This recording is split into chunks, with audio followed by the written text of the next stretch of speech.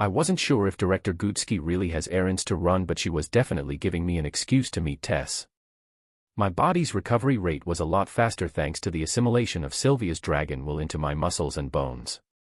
I also spent this time while recovering to meditate and develop my mana core.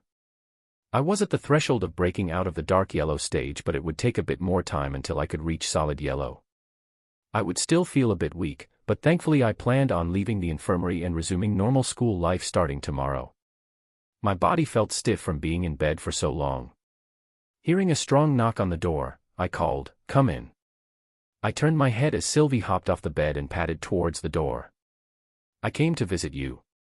My father had a wide grin on his face as soon as he noticed how much better I looked than before. "Hey, Dad." I smiled back as Sylvie cues in greeting before hopping back up next to me. Taking a seat, my father caught me up on everything going on at home. We talked for quite a bit of time and I realized how comfortable it was to talk to my father. Family sure was different than anyone else. The fact that he didn't have any ulterior motives, no plan, no secrets, was comforting. He just wanted what was best for me. After a brief period of silence, I asked him something that had been bothering me. "Hey, Dad. How come Mom never really uses her magic? I mean, she healed small wounds for me when I was little and stuff, but that was about it. I remember you telling me how great of an emitter she was." Looking at my father, I was surprised that his usual bright face turned a little sullen. "Your mother, she carries a lot of weight in her heart." Letting out a deep sigh, he continued. "I know you're mature enough to know this, but I want you to be patient. She'll tell you when she feels ready, so I want you to wait for her to tell you directly." He ruffled before we changed topics. "How's everyone doing at home anyway?" It hadn't been that long, but it still felt like it had been a while since I'd spent some time with my family. "Oh, your mother is busy mingling with her friends. Your sister, though, she's becoming quite a handful." He chuckles to himself. "Maybe we had it too easy raising you, but I sometimes just don't know what to do with Ellie." Scratching his head, I noticed some wrinkles that hadn't been there before. "Just give her some space. She'll come around." Patting my father's arm weakly, I repositioned myself as I felt my body cramping up. "I should let you rest, son." He pinched my nose softly and quietly left through the door, leaving me wondering what could possibly have happened with Mother that she became too traumatized to use her powers. Q. Sylvie asked me what I was thinking of and I just shook my head. "It's nothing, SYLV. I hope." Chapter 59, First Day on the Job. "Easy, take it slow. There you go." Elijah supported me back up. It had been exactly 1 week since I had gotten injured and also since the last time I'd walked. Even with mana circulating throughout my body, strengthening my limbs, I still felt rather sluggish. Q. Sylvie looked at me with as close of a concerned face she could have for a fox-like mana beast. She was walking beside me instead of curling up on top of my head, afraid that I wouldn't be able to hold her up. Elijah came over to my hospital room as soon as his first period was over. I would be starting off my day as a professor for the practical mana manipulation class and I wasn't so eager in my current state. With my legs giving out every couple of steps and my back and sides burning, I barely had the strength to get to the class, let alone teach it. After slowly getting used to walking, I stopped leaning on Elijah for support and used Dawn's ballad as my walking stick. I couldn't help but chuckle because of the ill-humored irony. I remember how I had thought that this sword was nothing more than a walking stick when in fact, it was a priceless sword. I shook my head at the fact that my assumption back then had actually been a foreshadowing of my current situation. Elijah wrapped the handle and sheath in a white bandage both for comfort and for safety from suspicious eyes. Here I was, a 12-year-old, already using a cane to support myself from falling. "Are you going to be okay by yourself? Maybe I should at least help you out in between classes today." Elijah's face wrinkled in concern as he stuck close by me, ready to catch me if I stumbled. "I'll be okay." I didn't have the confidence to say that I wouldn't fall, but I didn't want to keep Elijah constantly by my side. As we arrived in front of the classroom, Elijah's brows were still furrowed underneath his glasses, and I knew he was hesitant to let me go by myself. "Arthur. Let me help you." I turned my head around to see Princess Kathleen run toward me, away from her group of friends. Without giving me a chance to respond, she placed her arm around my waist as she dipped underneath my free hand so I wouldn't just be using on my walking sword as support. Ah, okay. Thank you. I shrugged at Elijah, who stood with jaws agape. He held up 2 fingers as he mouthed the word princesses, but I just shook my head and turned back to make my way inside my room. I heard our new professor is finally coming today. Oh really? I like Professor Glory, though. Anyone should be better than Professor Geist, right? You never know, we might get an even more dangerous weirdo this time. Hey, isn't that the disciplinary committee officer that beat Geist? Why is he limping? The various discussions the students were having all changed to murmurs about me as soon as I walked in. I'll be fine now, Princess Kathleen. Thank you. I eased my arm off of her shoulders. You need help up the stairs. Her expressionless face didn't match the concern in her voice. I just shook my head and motioned for her to go first. Sylvie followed close behind as I walked to the middle of the room, taking small hops towards the movable podium that was placed in the center of the small stadium. Phew. I let out a deep breath in relief as I put all of my weight on the podium that stood a bit too tall for my height. Looking up, I spotted Fairith in one of the desks with a curious expression on his face. As soon as Kathleen reached her desk, I spotted her looking back, trying to find me. She also gave me a confused look when she realized that I'd never gone up the stairs behind her and instead moved to the middle of the room. By this time, the conversations amongst the classmates centered around me diminished as more and more of the young mages began wondering what I was doing leaning against the professor's podium. I'm not sure how many of you know my name, but I believe that most of you at least know who I am. My name is Arthur Lewin, a disciplinary committee member, the only son of 2 wonderful mages, a doting brother, and your new professor. Let's get along. I counted down in my head, predicting when the class would erupt. Almost exactly in sync, the entitled students that filled the classroom stood up in disbelief and some in anger as they shouted to stop kidding around and get back to my seat. You expect us to believe that a brat like you is our new professor, one of the second years exclaimed. Stop messing around and get back up here. Who do you think you are? One short first year barked. I let out a pained breath as I relished the thought of being able to teach this class while lying down. This would be a lot easier if Professor Glory or Director Gutsky let the class know that I would be teaching beforehand. She should have at least given me an official document to prove that I was the new professor, but knowing her, I couldn't help but wonder if Director Gutsky did this on purpose. It, at least, seemed like something she would do. Would you guys believe me if I said that Director Gutsky appointed me to be the professor for this class for the remainder of the semester? Get real. Stop joking. Shut up. Another round of protests resounded within the room as the students grew rowdier. Looking to my fellow committee members, I could see Fairith's sharp face, filled with a mixture of incredulity and doubt, while Kathleen wore a perplexed expression. Don't get so cocky just because you beat the old professor. Do you think you could have won if Princess Kathleen and Fairith didn't tire him out? A different second year jumped down and landed on the stage with a loud thud. The student had a pretty big build, and judging from the poor circulation of mana in his body, he was probably at the level of being able to augment only some of his body. He took long strides towards me, preparing to carry me off the stage. Fairith stood up, ready to jump on the stage as well to stop the big guy, but I just shook my head at him. Misunderstanding my gesture as a taunt, he roared, "You shaking your head at me now? Who do you think you are?" Half of the students were a bit nervous, not wanting to get caught up in another drama during class, while the other half was cheering Mr. Brood on. Shifting my gaze back down at the boy approaching me, I uttered a single word. Sit. Suddenly bombarded with a large influx of mana, the large student crumpled to his bottom with enough force to slightly shake the stage we were on. The room grew deathly quiet as I hobbled over to the confused and embarrassed student sitting upright on his behind. Standing over him, I remained silent, giving him a moment to let it sink into the oaf what sort of position he was in. Director Gutsky didn't bother giving me any official documents proving my claim, but like it or not, I will be teaching this class. I stepped over the student and made my way to the other side of the silent room. If any of you has a problem with this, you can take it up with this cute little fox here, though I guarantee that she will easily wipe the floor with any of you. I scooped up Sylvie below her armpits and showed the entire class. The students looked at one another, unsure of what to do, so I continued speaking. For those who want to leave, I won't stop you. In fact, I'll even allow you to be put into another class of your choice. However, if any of you here are even a tiny bit curious as to what this little boy here with a limp can teach you, feel free to stay. I pointed at the door and waited a few seconds, but whether it was because of my little demonstration with the second year or because they were afraid, none of the students actually left.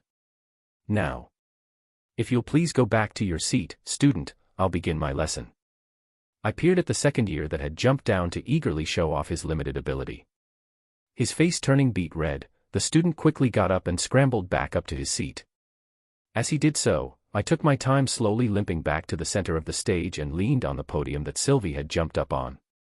Since this is a practical mana manipulation class, I'll ask a practical question. What is the best way to utilize mana in the surrounding atmosphere? I scanned through the seats filled with students when almost instantly, a beak-nosed human student with a ponytail shot her hand up. Mana is best utilized by absorbing the mana naturally formed in the atmosphere into the mana core where it can be condensed and purified for use when spells or techniques are cast. She gave me a smug look, obviously proud of her answer. Good. Now, as you all know, the difference between augmenters and conjurers lie in the fact that augmenters mostly use the mana in their cores via their mana channels while conjurers directly absorb mana from the surrounding atmosphere via their mana veins.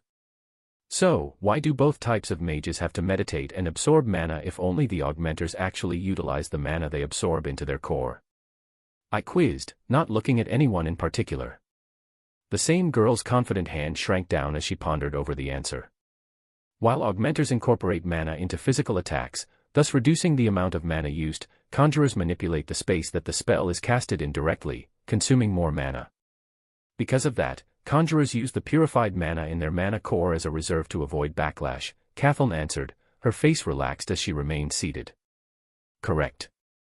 Then the last question of the day, is the color of a conjurer's or even an augmenter's mana core a truly accurate way of measuring the level of the mage's power?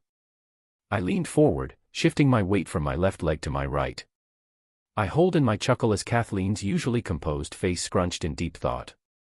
That'll be your homework for today. Everyone, come down to the stage and line up. I want the conjurers to my left and augmenters to my right. After a few grumbles of complaints, eventually everyone made their way to one side of the stadium, all lined up side by side, facing me. For this exercise, I want everyone to initiate the most basic spell of your affinity. Conjurers, no wand, I stated. For augmenters, the most basic spells taught all came in a very similar form. For fire affinity augmenters, it would be Fire Fist, which was igniting a small ember covering their fist. For wind, it would be Whirlwind Fist. For water, it would be Aqua Fist, and for earth, Boulder Fist. After mages were able to manifest their elements, the augmenters' first step was learning to integrate their element into their hands, the limbs they were most accustomed to using. The fact that these royal mages were even allowed to attend this school was because, thanks to their lineage, they had high talent and usually had the ability to manifest their elements early on. It took my father more than 20 years in order for him to manifest an actual flame, but these 12 to 14-year-olds were already capable of this. That was the difference in genes, something that even I found to be undeniable. As for the conjurers, the most basic spell involved gathering a specific elemental mana into a sphere and shooting it.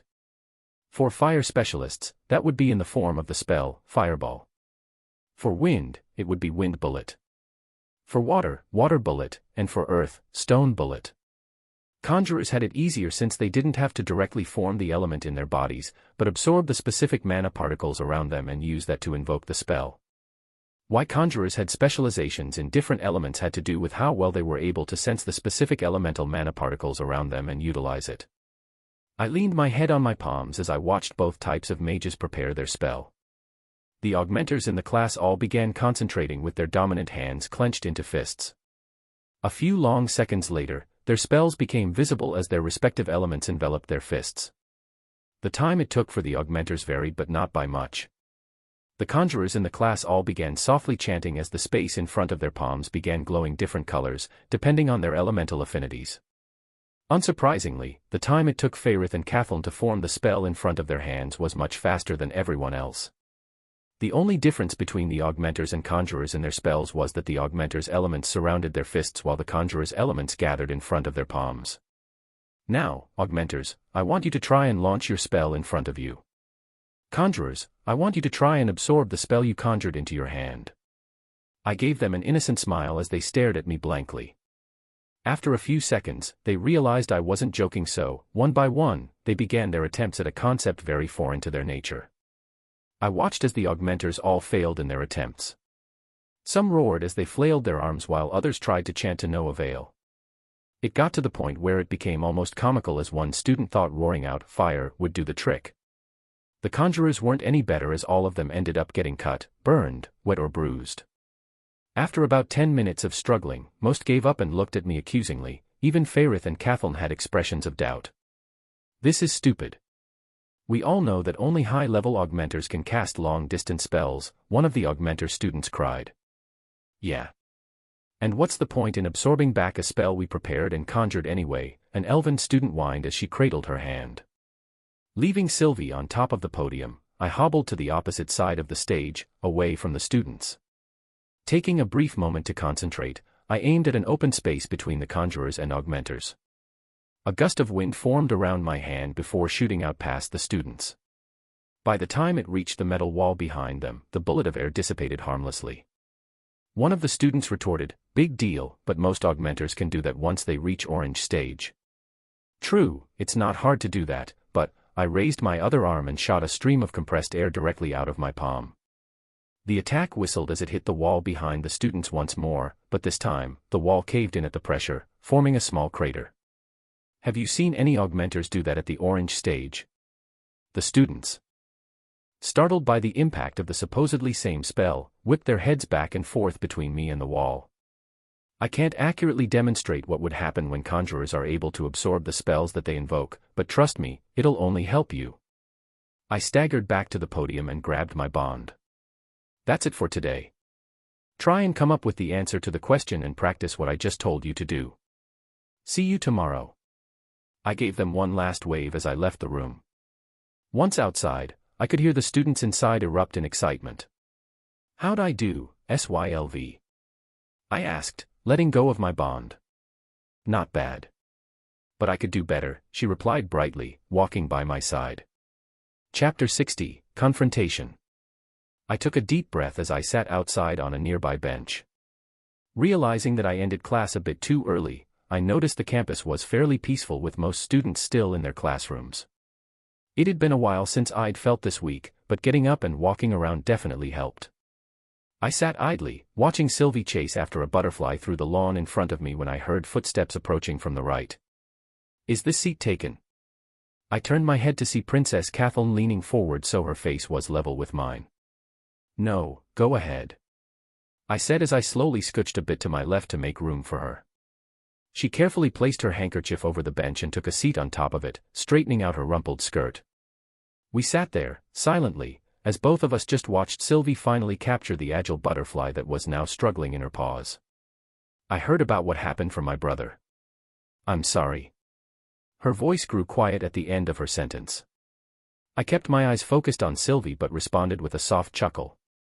Why are you saying sorry as well? Even if it was your brother's fault, which it isn't, he already apologized.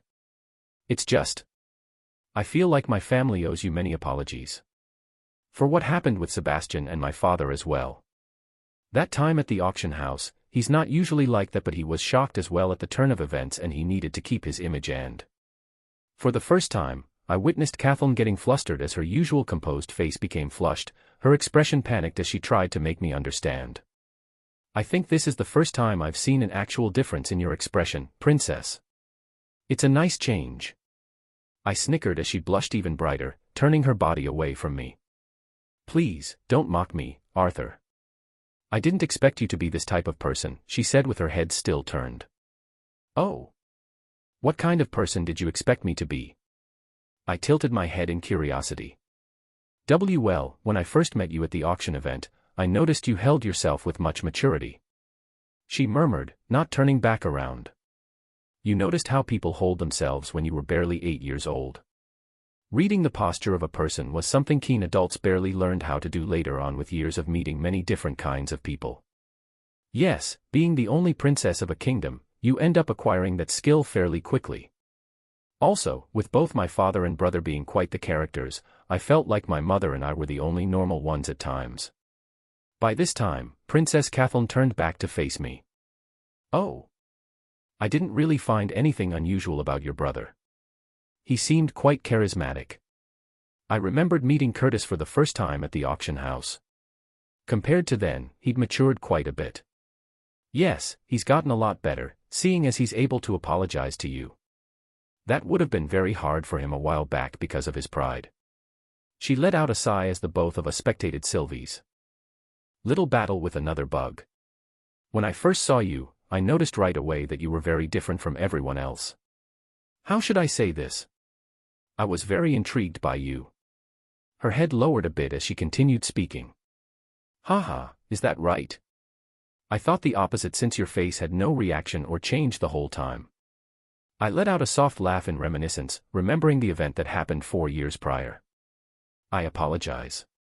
I am not the most proficient in using my facial muscles effectively." I found it cute as she pushed her cheeks up and down with her fingers in an attempt to forcefully make different expressions. "Tell me about it. I was beginning to think you were wearing a mask by how stiff your face was." I felt her gaze on my face when I smiled, making me feel a little awkward. "I will practice." Princess Kathleen suddenly nodded to herself as I noticed her expression looked slightly more determined than usual. "But I'm not sure if this is something you can practice. Just don't force your emotions down and let your face move the way it wants to according to how you feel. When you feel sad, your face will naturally want to frown. When you're happy, your face will naturally want to smile. Like this." I over-exaggerated the expressions on my face as I switched from an ugly frown to a bright smile, causing her to suddenly turn away from me. "Oops. Did I overdo it?" Kathleen Glader's POV. I couldn't show any weakness. As the only girl in the royal family besides my mother, I had a duty to uphold. When males came to visit me, hoping to gain my favor, I wouldn't show any weakness they could use against me. That was my fight. I couldn't read minds, but it wasn't hard to see that all of the males that came to me, both my age and ones a lot older, had ulterior motives. Royal lineage, superior ability, and physical appearance, the things that all people believed would make their lives easier, were shackles that robbed me of the freedom I wished to have. Yet, here I was, with a boy my age that was so much more talented and sought after, yet still so bright. He shined with a brilliance that made me want to be like him. What made him so different from me? How was he still able to express his emotions freely without being afraid of how others would view him? I couldn't control myself from letting out a laugh as Arthur contorted his face like that. He looked so silly. I immediately covered my mouth after giggling, trying to hide my smile. "See? That wasn't so hard." His exaggerated smile turned gentle, comforting me. "I should teach stuff like this instead of mana manipulation, right?" He let out a pained laugh as he leaned down to pet his bond that was sitting between his legs. "That reminds me. The wind bullet spell that you used to demonstrate seemed almost like a conjurer's spell compared to the second one you used. How exactly did you do it? I am also curious as to why you made the conjurers try and absorb the spell back into their bodies. I have never heard of conjurers doing that." I went on like an excited child about the questions that filled my mind, making me embarrassed. "Whoa. Is that why you came up to me? Is this what you were after?" He leaned away from me, shocked. "And no. Of course not. That was never my intention. Oh no. I wasn't like the men that came after me with some motive. I just saw him sitting there and wanted to. Why did I ask to sit next to him?" I realized my hand was slightly touching his arm, so I pulled it back quickly. "Heh, I was obviously joking, princess. I'm not sure if I should tell you though. It wouldn't be very fair of me to give you the advantage." Like that, right? He gave me a little wink that made my chest feel heavy all of a sudden. What was that? I guess you are right. It would be unfair to give me answers to the homework you assigned, I responded quietly. Well, I guess I can give a little pointer for a fellow disciplinary committee member. Watch now. I look up to see him concentrate as he lifted both his hands, palms up. His left hand began to glow as soft winds swirled, surrounding his hand. As for his right hand, only a small portion in the center of his palm glowed. The wind that gathered towards this hand didn't surround his entire hand, but instead, swirled into a sphere just above his palm. With a brief flick of his wrists, he shot out the small gusts of wind in both hands forward. The wind that surrounded his left hand dissipated after a few meters, but the spherical wind that he conjured with his right hand shot out several times farther before dissipating with a soft paw. There is your hint for the augmenter's homework. As for what I assigned the conjurers, think backwards. He got up as I contemplated what he'd just done. I should get going now. Let me know if you need more lessons on facial expressions. He gave me an exaggerated scowl, then a perverted smile, making me almost laugh again. Ah, you didn't laugh this time. Too bad. He slowly walked off with his bond scampering next to him. I couldn't help but feel a bit empty as I sat alone on the bench that now seemed too big for just me to sit on. Psst. I heard you got hurt on the first day of class. Are you okay? Emily's thick glasses shifted down as she leaned forward next to me, whispering in the middle of class. We were learning about the basic components that made up different types of artifacts. All of a sudden, a piece of chalk flew straight at Emily, disappearing somewhere into her curly hair. Gideon gave a light cough, his hand still stretched out after throwing the chalk at her. Miss Watskin, please enlighten the class on the various components in a basic light-producing artifact. The basic light-producing artifact is made up of the basic foundation crystal, Floornite, found abundantly near the outskirts of Sapin and also in the kingdom of Darv. After Floornite is refined, it will constantly let out a dim light so in order to control the output of the ore. Okay, that's enough. Sheesh, I just asked for the material. Gideon grumbled something under his breath as he cut Emily mid-explanation. Giving a light shrug, she took out some paper to write on while she made futile attempts to scavenge the piece of chalk buried somewhere deep in her hair. We exchanged notes for a bit, writing to each other about what happened. I tried skimming over the details, but that didn't really seem to work with her. Eventually, because of the lack of details from my side, she wasn't really able to piece anything together, leaving her frustrated and curious. Something seems off. She eyed me as we left class after packing up our things. For homework, we were already assigned some sort of mini-project where we had to assemble a light-producing artifact, or LPA for short. You're overthinking things, Emily. I'm more worried about the project that Gideon already assigned us. I'm so lost after missing the first week. This was actually true. My critical thinking abilities and vague knowledge of technology from my past allowed me to make connections and understand more than most first years, but everyone was grumbling about how this class was one of their hardest. Leave it to that eccentric Gideon to teach a basic class as if it were several levels higher. Meh, I already have a couple LPAs I made lying around in my dorm anyway. Might as well put them to use. She adjusted her oversized backpack and we headed over to grab lunch. Wow, you could probably ace this class in your sleep. I shook my head as I picked up a tray and grabbed some food. Q. Get more meat, Papa. Sylvie hopped on top of my head in protest when I picked up some vegetables. Okay. I went back and picked up a few more pieces of meat when Emily looked at me with a weird expression on her face. Can you understand what your bond is saying? She lifted her glasses up in place as she looked up at Sylvie. Can't all bonds? I asked. No, not at all, actually. They can understand their emotions to a certain extent but not verbal cues. Her eyes squinted as she took a closer look at Sylvie. Pushing her head back with my finger on her forehead, I responded, that's what I meant. I only felt my bond complaining and I just inferred that it was because I picked up vegetables.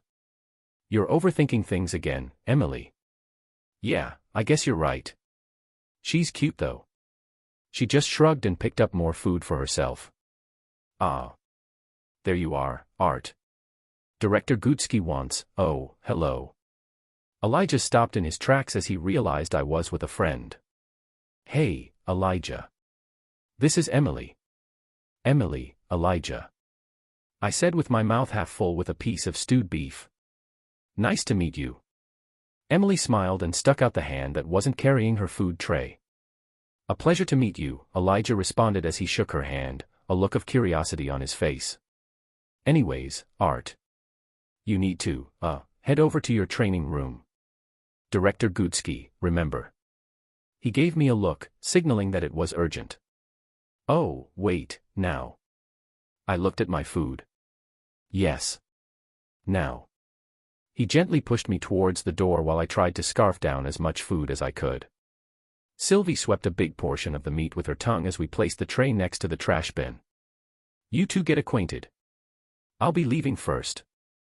I waved at my friends as they waved back. I remembered Director Gutsky telling me where my private training room would be while I was in the hospital room.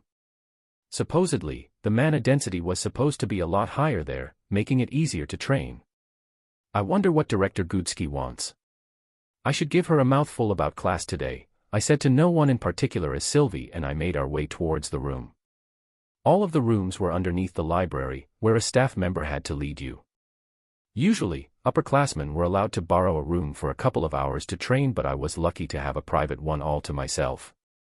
There were 2 entrances in the library building, one to the actual library, the other to a sort of waiting room for all of the training facilities.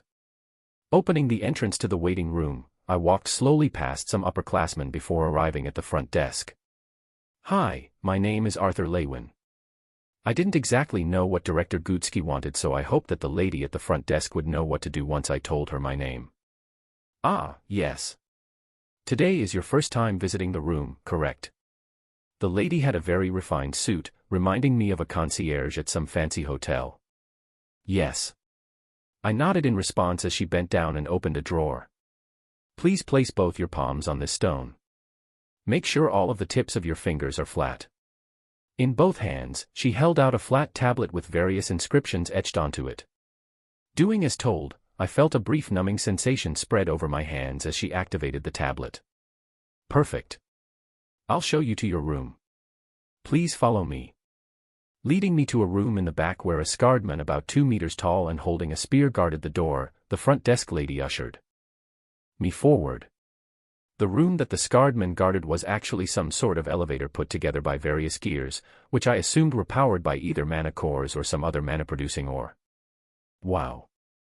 This is my first time riding in something like this. I said in awe, reminiscing the last time I rode in an elevator. Foo-foo, yes. Not many of these exist yet.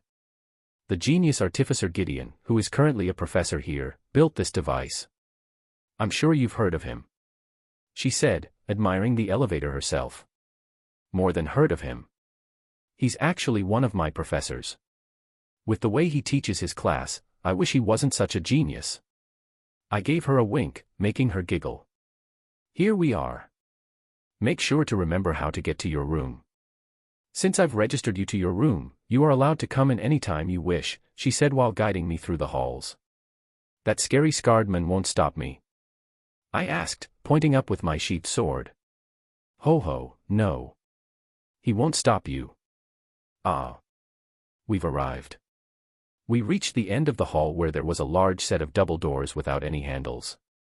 This door seems different from all of the other ones. I turned my head back to compare. Yes. Director Gutsky seems to place quite a bit of precedence in your training. She gave me a charming smile. Yet she doesn't even bother to tell my class who their new professor is, I muttered under my breath. Excuse me. The lady tilted her head in confusion. It's nothing. So how do I open this? I responded while Sylvie jumped off my head and excitedly hopped in place in front of the double doors. If you place either of your palms against the door, it will open automatically. If you need any further assistance, there is a communication device inside where you can contact me. If you are hungry, I can also send someone over to bring you some food. She bowed, waiting for me to open the door. Thank you. What was your name? I turned my head, my hand raised, ready to open the door. Please call me Chloe. I wish you a fruitful training session. She said, her head still down. Got it. Thanks again, Chloe. I turned back and placed my right hand on the double doors. With a loud engine-like noise, the area where I placed my palm glowed as streams of light branched out. Eventually, the light dimmed and the door slid open to reveal a room very different from what I imagined. I turned my head back, but Chloe was already gone. Sylvie ran off before I could even take a step forward, and as I looked inside the room, the sudden brightness compared to the dim hall made me squint. My vision soon adjusted and, as I lowered my hand, my eye spotted a familiar figure, fidgeting in place as Sylvie scurried up her leg. I didn't know if it was from the sparkling brightness inside the room or the fact that this room looked more like a huge natural wonder rather than a training facility, but my childhood friend looked stunning. Tess, who was cuddling her cheek against Sylvie on her shoulder, stood before me, wearing a very loose, white training robe. Hi, Tess said with her head lowered and eyes looking up at me. I stepped forward as the door closed behind me. The floor underneath me was grass, and there was a rather big pond with a waterfall as well. Huge boulders and trees surrounded us, making me feel as if this was a dream. Snapping out of my momentary daze, I scratched my head with the hand that wasn't holding Dawn's ballad. Hey, Tess. I gave her an awkward smile. Should we get started? Tess put Sylvie down on the ground before she shyly started removing her robe. Wait, what? Get started with what? I almost tripped backwards as I saw her bare shoulders. The assimilation. Grandpa told me that it worked better if you helped me through bare skin. Her face was bright red as I realized she had her breasts covered in some gauze. Right, the assimilation. Wait, what? Freaking Gramps, what are you making your granddaughter do? Gramps told you that. Why, you don't need to take off your clothes for the assimilation, stupid. He was messing with you. I covered my eyes with my hand. Calm down, Arthur. She's just a 13-year-old. Looking at her like this is a crime. Shut up. How was I supposed to, UGH? Tess fell to her knees before she was able to lift her robe again. I ran as fast as my injured body would let me as I put Dawn's ballad back into my dimension ring. Kneeling down next to her, I placed my palm on her warm, pale back.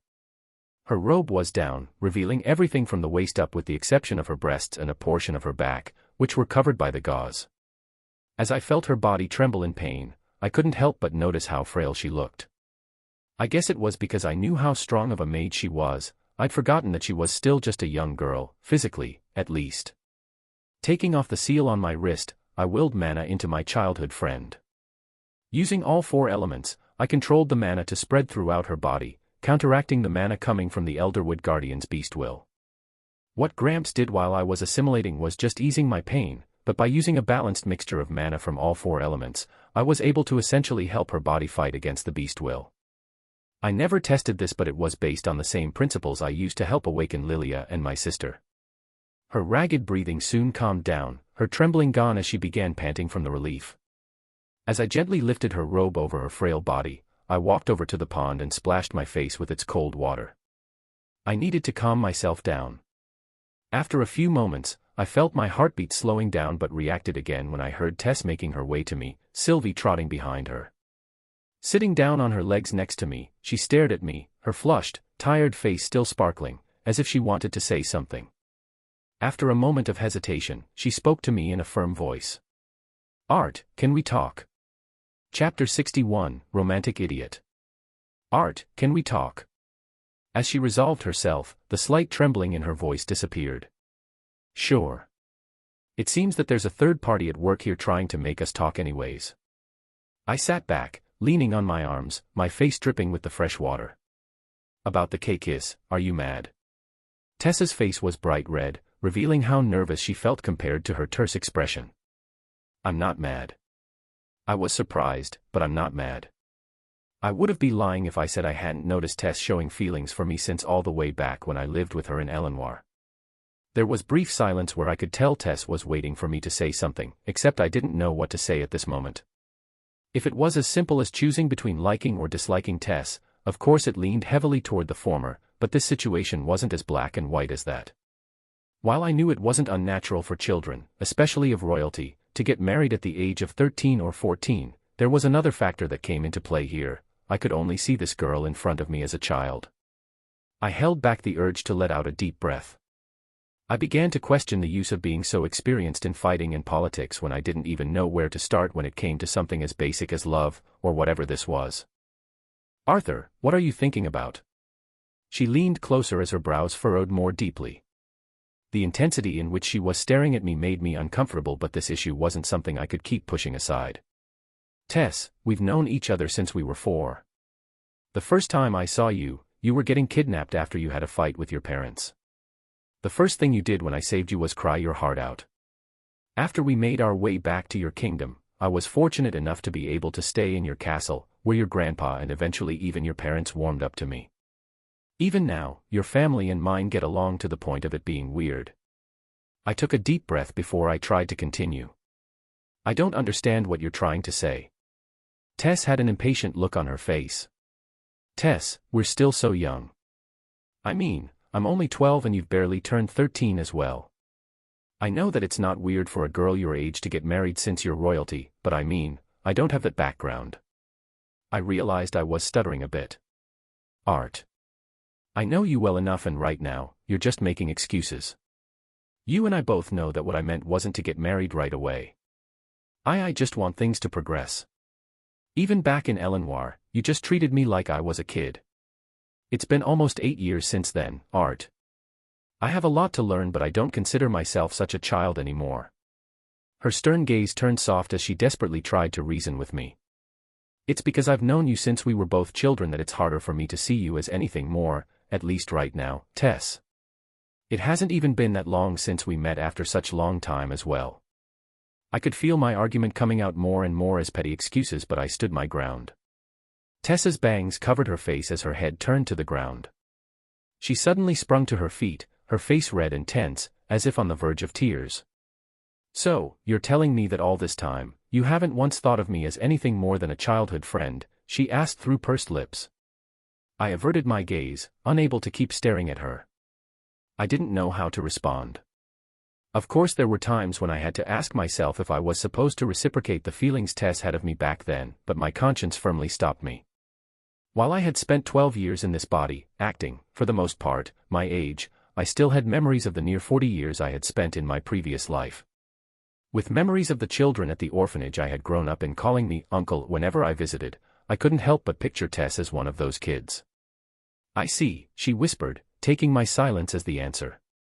Tess whipped around and stomped off towards the door of the training facility. As she opened the door, she said without turning around, "You know, Arthur.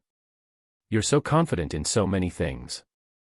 Magic, fighting, using your brain. You're so confident in everything you do because you're good at them. But, you know what? There are things you're not good at. You're not good at confronting your feelings. You always put on a mask and pretend you're happy or apathetic when you can't handle a certain situation. I think in that sense, you're a lot less mature than even the so-called children you see in this academy. You're just using your confidence in your strengths to mask the insecurities you have in things you know you're not good at." As the door closed behind her, I was left with an eerie silence that not even the sound of the waterfall could cover. "Papa's a dummy," Sylvie curled up a couple of meters away, turning away from me. I sat in front of the pond, stunned by her last words. I had to admit that in some ways, maybe Tess was more mature than I was. Even in my past life, aside from being a great fighter, I wasn't that impressive of a man. I had the charisma and character to appeal to the masses, but when it came to interpersonal relationships, I considered myself mediocre on a good day. I grew up avoiding long-lasting relationships, seeing them as nothing more than a burden that would eventually be used against me. In order to be the best, I had to have no weaknesses, and having a lover would have eventually led to my demise. I'd come to realize this even more since coming into this world. Having family that I would happily die for reminded me of how truly weak I was. If someone were to kidnap any one of my family members, no matter how strong I personally was, I would be at their beck and call. The thought of having a lover, someone I could call my other half, was a wonderful thing, but it was also something that truly scared me. After clipping back the bracelet that sealed my fire and water elemental attributes, I made my way back to the surface and headed towards my next class. How was I supposed to face Tess in my team fighting mechanics class?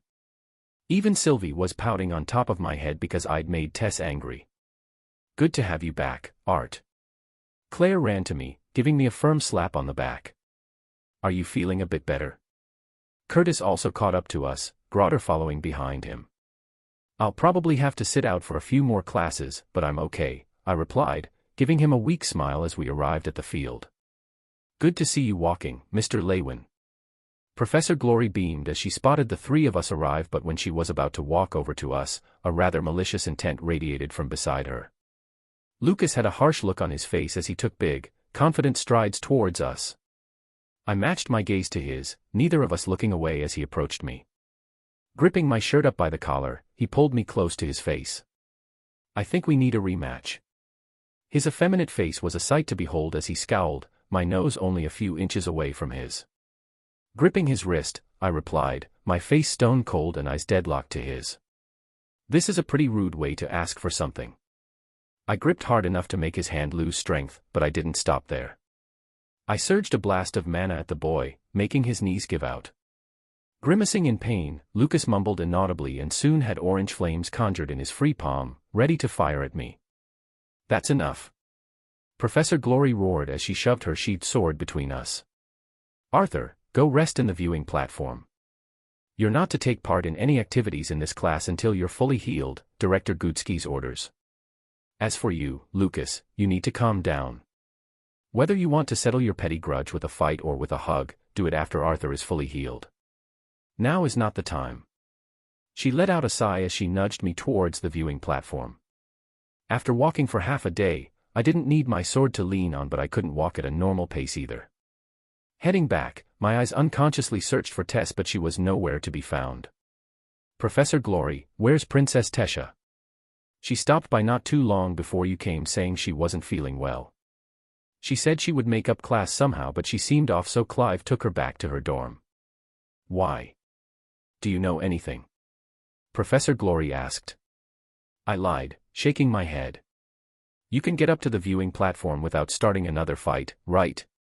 Just rest up for a couple more days. She placed a gentle hand on my shoulder before running back off towards the rest of the class. I watched the class split up into different teams and get in various formations for different circumstances. In scenarios like sieging, conjurers played a crucial role, so augmenters got into a much more defensive position, focusing solely on protecting the long-range caster. In scenarios where guerrilla fights were necessary, only one or two augmenters remained close to the conjurer as the rest went off on their own. The class was only a week in, so it was very basic, but it was obvious that Professor Glory knew what she was doing. The class grasped the lessons well while even having fun. It was a nice sight to see, but my mind strayed off to earlier today. I didn't regret the things I said, but I had to question whether I had actually said it well. My next class was the class I was actually looking forward to the most, Deviant Magic Theory. Unfortunately, our professor, Professor Drywell, placed utmost importance on covering the basics first, so even after a week had passed, she was barely covering the foundation of deviant magic. Whenever deviant magic is involved, there is a much bigger stress on the price of your magic. Why do you think that is? It's because deviant magic, like its name, is deviant from the natural elemental mana pool that is evident in our world. The mana that surrounds us is made up of only fire, wind, earth, and water mana. Deviant magic that comes from the higher form of these four elements have a much greater cost, as I would like to say, compared to the four original elements, because there is no such thing as lightning, plant, gravity, metal, magma, sound, or ice mana surrounding us in the atmosphere.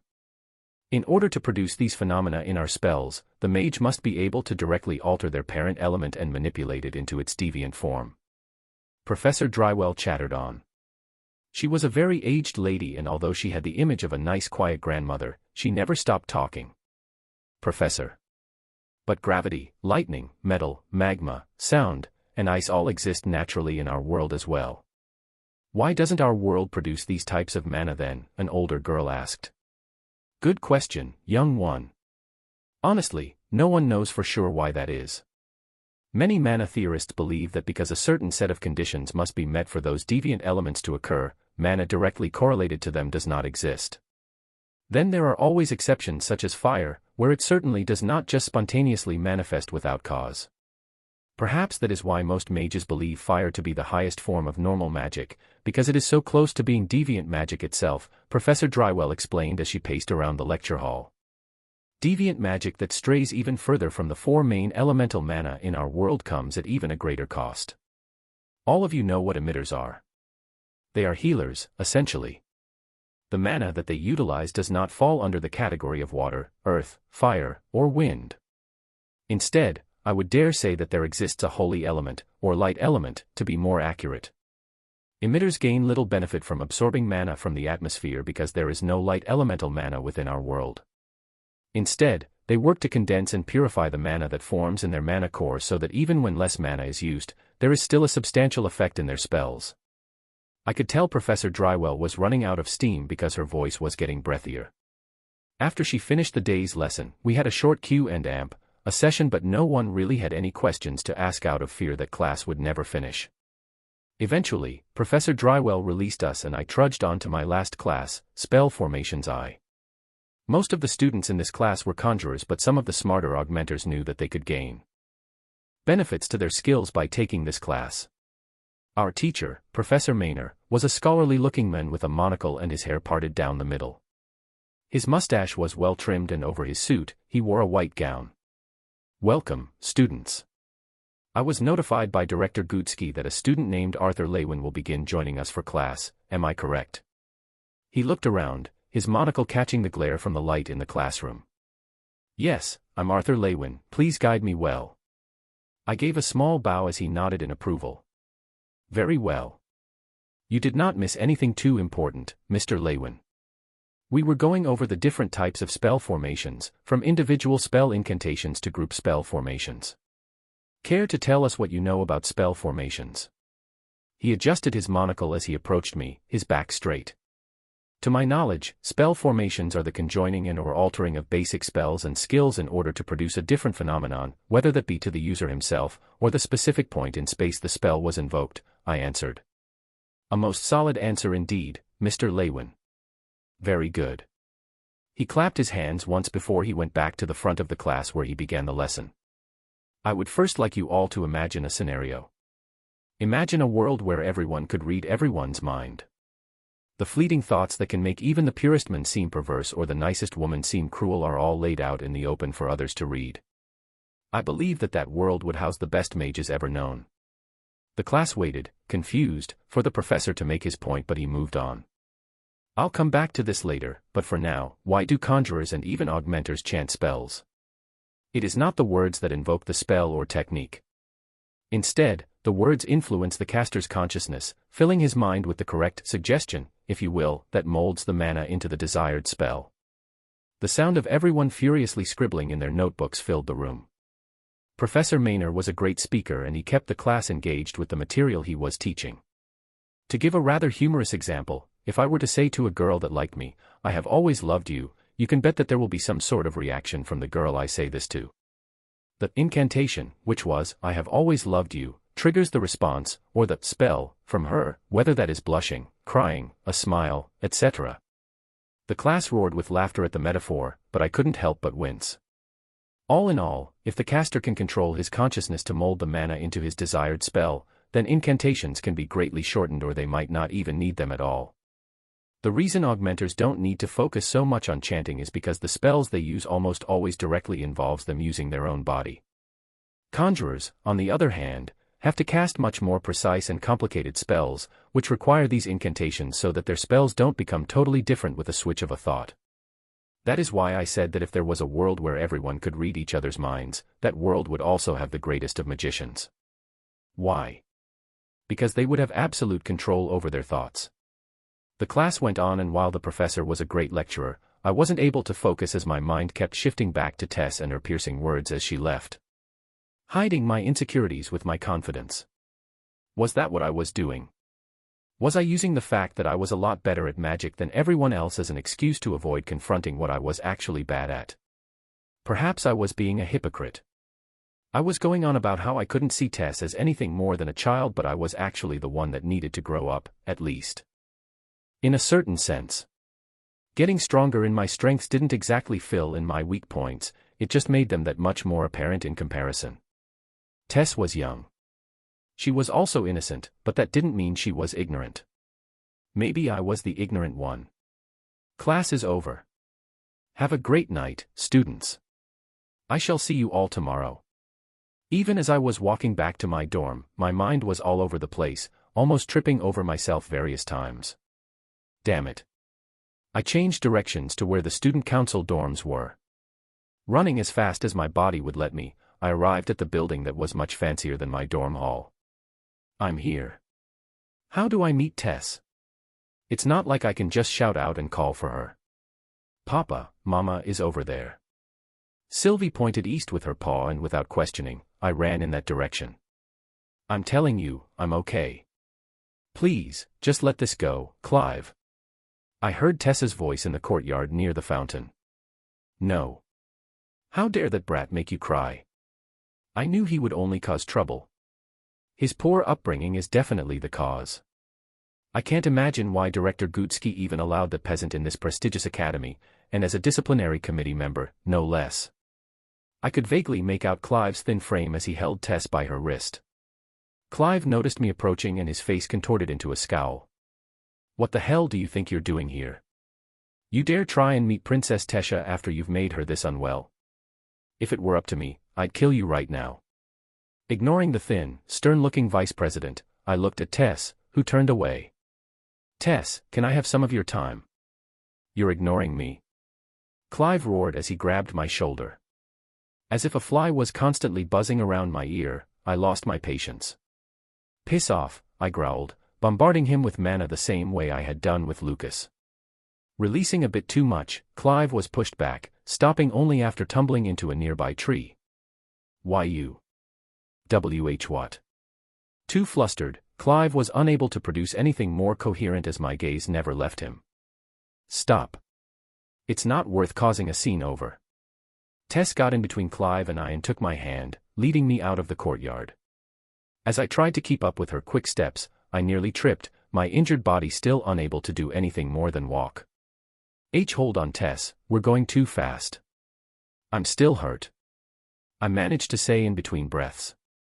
Oh, I'm so sorry. Tess glanced back, her stern expression softening for just a second before hardening again. We were in an alley between the director's office and the student council's dorm when we stopped. After Tess let go of my hand, she took a step back and waited for me to catch my breath. Well? What do you want? Tess asked, her gaze fierce. Tess. There were a lot of truths in what you said to me earlier. To a certain extent, I think I did know how you felt about me, but I was always afraid to face it. Magic and fighting are so much simpler. The more you train, the better you get, and the better outcome you see. Emotions like this don't work that way, especially for me. I looked at Tess, but her expression didn't change. Maybe you think I was making excuses when I said we were too young, but that's really how I feel. Maybe you think you're ready and maybe you are, but I know I'm not. I understand that we're close in age, but everyone matures at a different pace. My mind worked furiously, trying to come up with the right words to say without telling Tess that I didn't feel right going out with her when I had a mental age over 30. I care about you and I missed you when I came back home. I should have said this earlier and I'm sorry I didn't, but I hope you don't hate me for this. You're beating around the bush, Tess responded, her expression softening. I can't have a relationship with you right now, I said firmly. Tess raised a brow. Right now? Maybe when we're older. I said, making my statement sound more like a question. My childhood friend clicked her tongue, crossing her arms. You say that like I'm obviously going to wait for you. Anyway, I bet you're just saying that to make time to find some other girl. My mind immediately pictured a 13-year-old me locking arms with a woman the same age as my mother and I immediately shook my head. I won't be dating anyone anytime soon, I reassured. How do you know? How am I supposed to trust that you're not going to go and fall for someone else even if I do wait for you? I'm not sure you've noticed, but I can be really selfish. If you say all of this now and then go out and frolic with some other girl. Tessa's voice trailed off as she began to tremble. I'd rather you just say you don't see me as anything other than a friend then. For 1 second, I shut off my conscience and managed a light peck on her lips. I suppressed the inner voice that screamed in disapproval and backed away from Tess, my face burning, truly feeling like a 12-year-old boy in this moment. I hope this will buy me some time because that's about the limit of what I can do, I said as I quickly wiped my mouth with my sleeve, unable to look Tess in the eye. There was no sound, so I took a peek up only to see Tess in a daze, her eyes glossed over as her middle and index fingers touched her lips. Tess, I whispered. My childhood friend blinked and quickly removed her fingers from her lips. Fine. But you better watch out, though, I'm pretty popular. If you make me wait too long, someone else is going to take me. Deal. I smiled in relief from finally sorting things out with Tess when she suddenly went up on her toes and kissed me on the cheek. I immediately retracted, surprised. Tess, I thought I said. Don't worry, stupid. That was just a thank you for saving me in class last week. She stuck out her tongue before turning around and running off into her dorm. Sylvie, who had witnessed everything from atop my head, snickered. Zip it, SYLV. Letting out a deep breath, I walked back to my dorm. I wondered if my childhood friend was willing to wait a few years, or even a decade, but I chose not to think about it any longer. Tomorrow's problems will be solved by tomorrow's me. Chapter 62, My Team. Arriving at my room, I jumped into bed, my hands covering my burning face. I couldn't help but let out soft shrieks of delight as I rolled back and forth across my sheets. Hee hee hee hee hee. Oh no. I was laughing like a pervert. But Art finally kissed me. He kissed me. Hee hee. Not being able to calm down, I wrapped myself in my blanket as I rolled around. The image of him leaning forward to kiss me filled my head, forcing my lips to curve up. It felt different from when I'd kissed him. I couldn't quite explain it, but it was definitely a better feeling. I could get used to this. I accidentally muttered aloud as I softly rubbed my lips. I rolled across my bed again in embarrassment as I recalled the event again. I began to imagine what our marriage would be like. I wanted it to be super pretty. I wondered how our kids would look. Arthur was good-looking and I wasn't ugly either. It should be fine, right? But in order to get kids, we needed to. I could almost feel steam coming out my ears as I imagined it. I mean, I learned about how babies were born from my home tutor, but no, it's too early. And besides, Arthur wanted me to give him some time. I wondered what he meant by that. Did he mean we were going to act like tonight never happened? I didn't want that. But was I allowed to get mad at him for that? Was I being too hard on him? I knew he had my best interest at heart, but I couldn't be so wishy-washy about this, right? What if another girl really did end up liking him too and he chose her? I was just a violent, spoiled girl after all. Why would he choose me? The more I thought about it, the more disheartened I became. It's okay, Tess. We're both still really young. Even if it does take time, I'm sure it'll work out eventually, right? Gah. Stop discouraging yourself and let's just sleep, Tess. I've been getting used to having Sylvie wake me up. Usually a loud mental shout was enough to wake me up, but today, I was woken up by a sharp bite on my nose. I groaned as I woke up, rubbing my throbbing nose as Sylvie went back to sleep after doing her job. Sylvie seemed to be a lot more active at night as she took frequent naps throughout the day. After washing up, I watched Elijah, still breathing loudly in his sleep while I had to wake up this early. We couldn't have that now, could we? Good morning. I slapped my sleeping roommate on his behind. Ah. What? Huh. What's going on? Apparently, the sudden impact made him panic, because he got into a defensive position with his right hand straight out, ready to fire at his attacker. Nothing. Just saying good morning. I shrugged, strapping on the knife to my disciplinary committee uniform. Ugh. I have another 2 hours before class starts. You woke me up just to say good morning. Elijah groaned as he wrapped himself with his blanket into a makeshift cocoon. Yup. I'm off to my first disciplinary committee meeting. I took one last look to make sure I wasn't forgetting anything when Elijah popped his head out from underneath his blanket. Did something good happen? You're a little bit too happy. It's unsettling.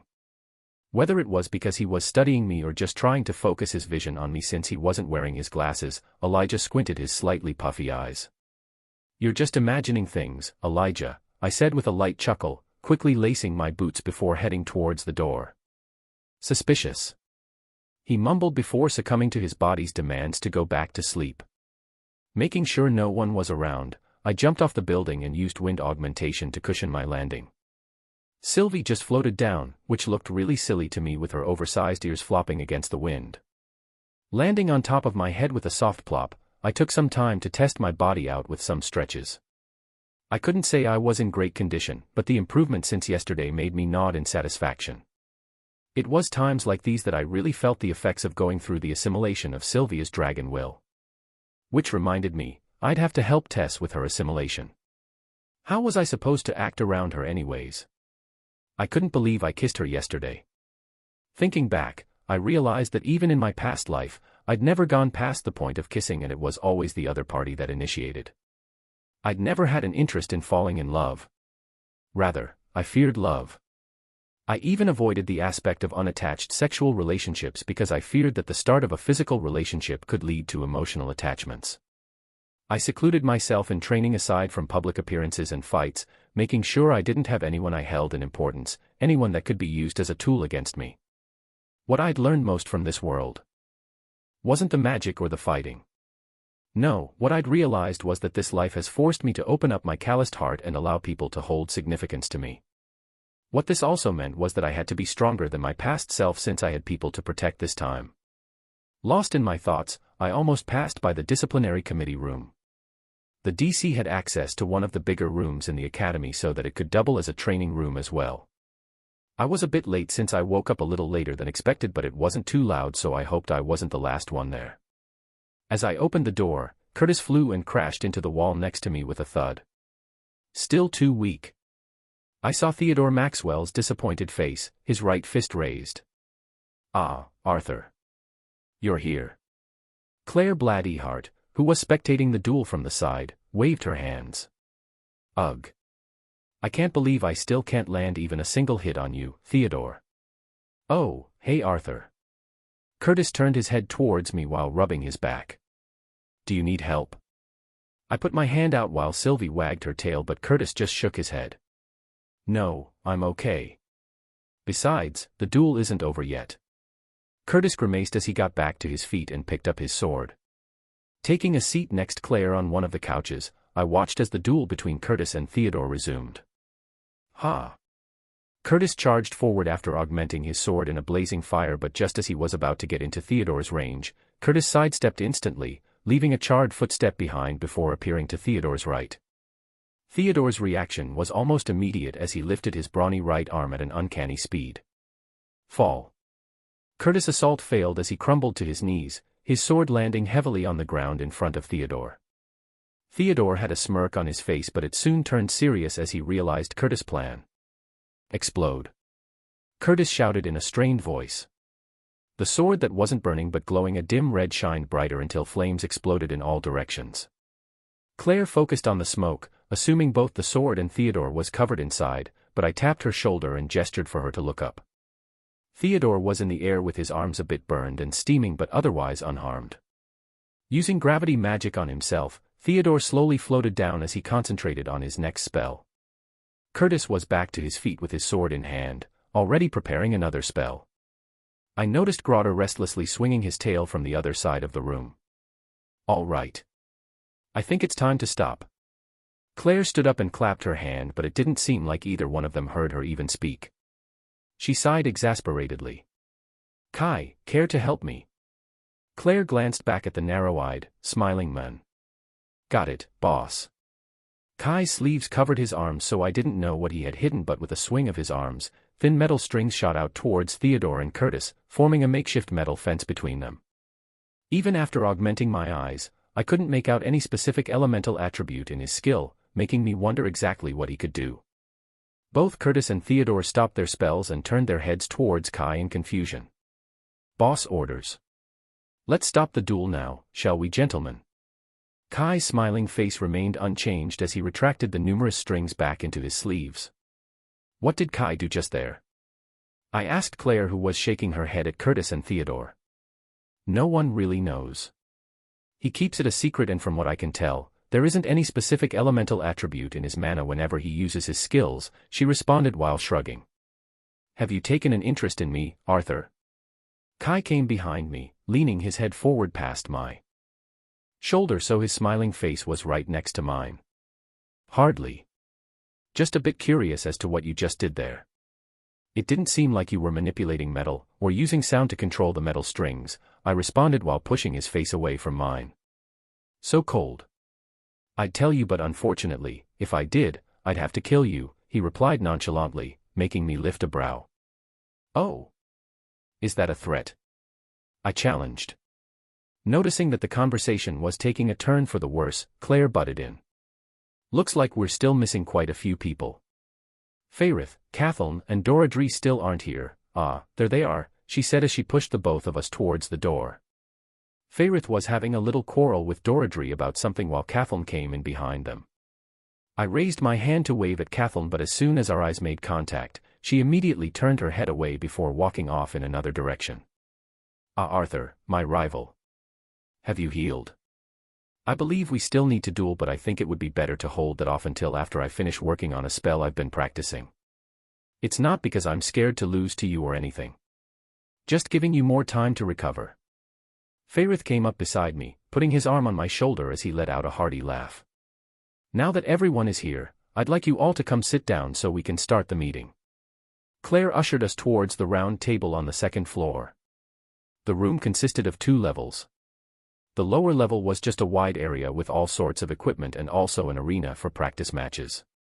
To the side next to the equipment, a flight of stairs led to a second-floor balcony that overlooked the lower level. The second floor was furnished with a chalkboard, some cabinets, and a big, oval table with exactly 8 seats. Claire sat at the very end of the table with the chalkboard behind her while Kai and Theodore sat to her right and left. I didn't really know if there was an assigned seating arrangement, so I remained standing, waiting for everyone else to sit down first.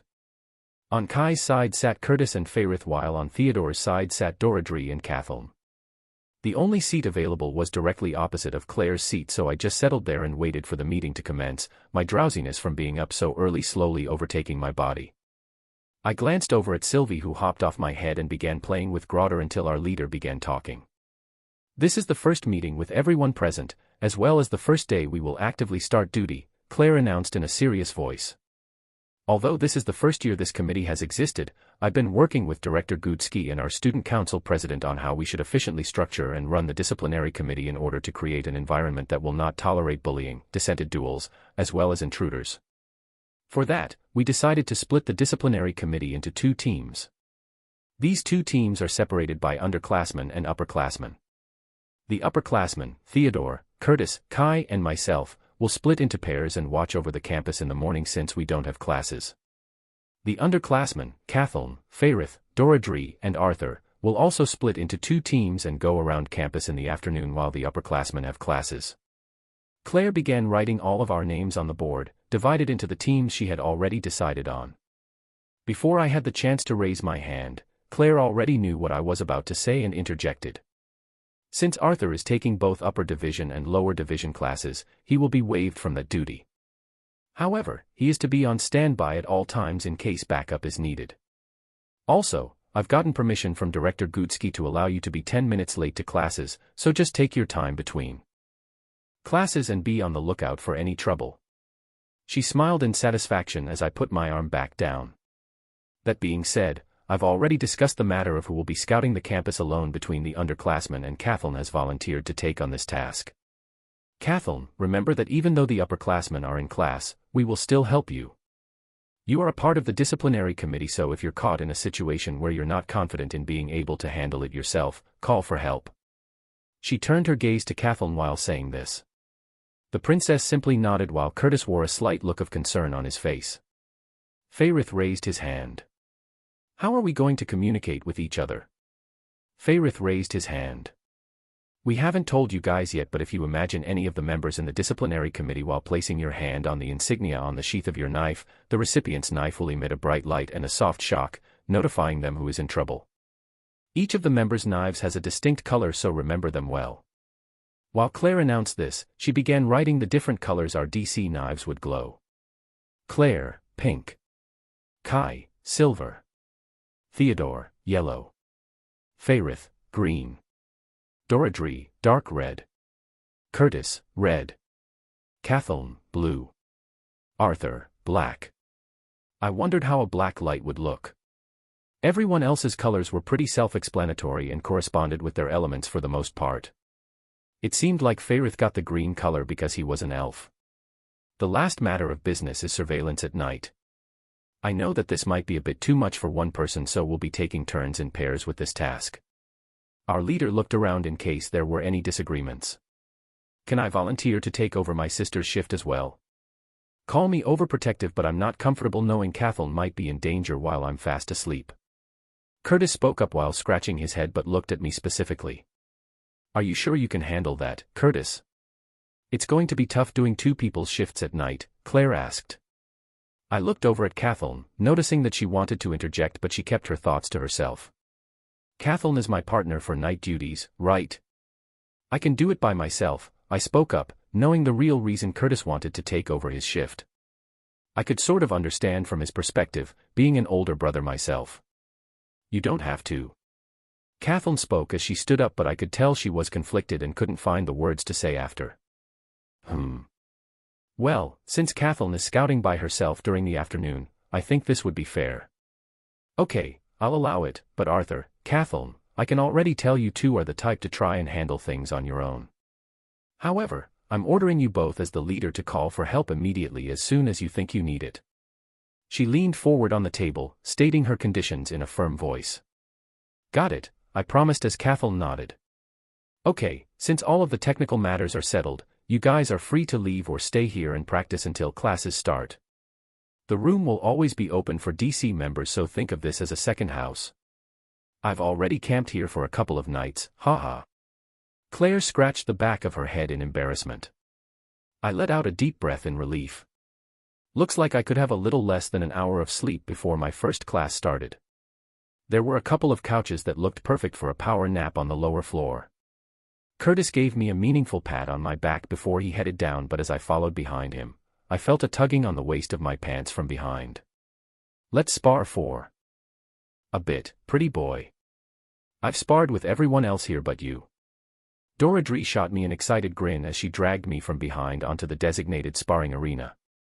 I'm still not fully healed, Deirdre. I don't think this is the best idea, I groaned as I was dragged helplessly. Stop being a baby. The best way to get rid of that soreness is to move around, don't you know?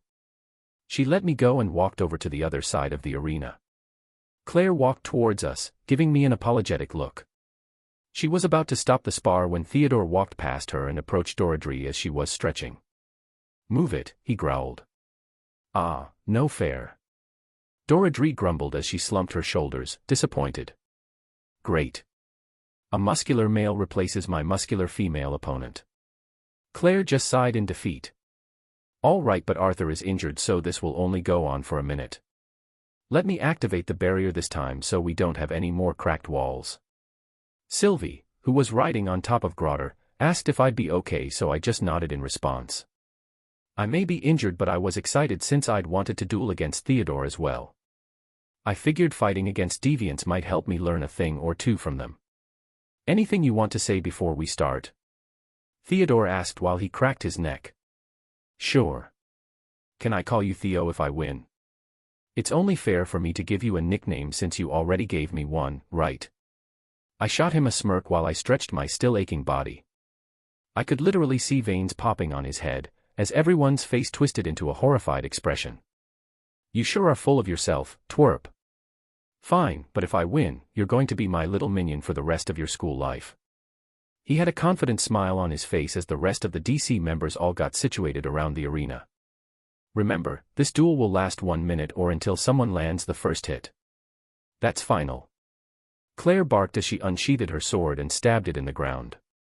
The both of us nodded in consent before Claire signaled for the duel to begin. Theodore immediately took off, charging at me like a frenzied bull. I augmented my body using wind attribute mana to skirt around the arena, keeping my distance.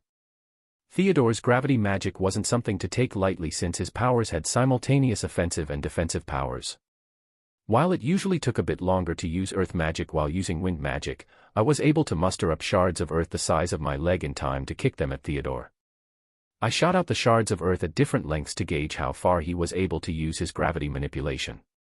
Theodore didn't really get what I was doing as he kept charging at me, growing more and more frustrated from me running away and kicking rocks at him. Do you think I'll let you keep running around? He roared as the rocks that I kicked towards him all started floating. Theodore thrust himself toward me during the short span that he decreased the gravity around him, increasing his speed tremendously. Holding in a smile, I put my plan into play. Manipulating the earth around me one last time, I launched a boulder the size of my body as I jumped away from my opponent. With the area of decreased gravity surrounding him, Theodore was able to easily smack the boulder over him, but during the brief moment where his vision was blocked by the rock, I dashed toward him. Enveloping wind to condense below my feet, I shot toward him at a speed that caught Theodore by surprise. Draft step. Using the technique that I had thought up by drawing inspiration from the flicker step technique, I accelerated toward him with the help of the strong gale behind me. Theodore's initial expression of surprise turned into a cocky grin as he clenched his fist.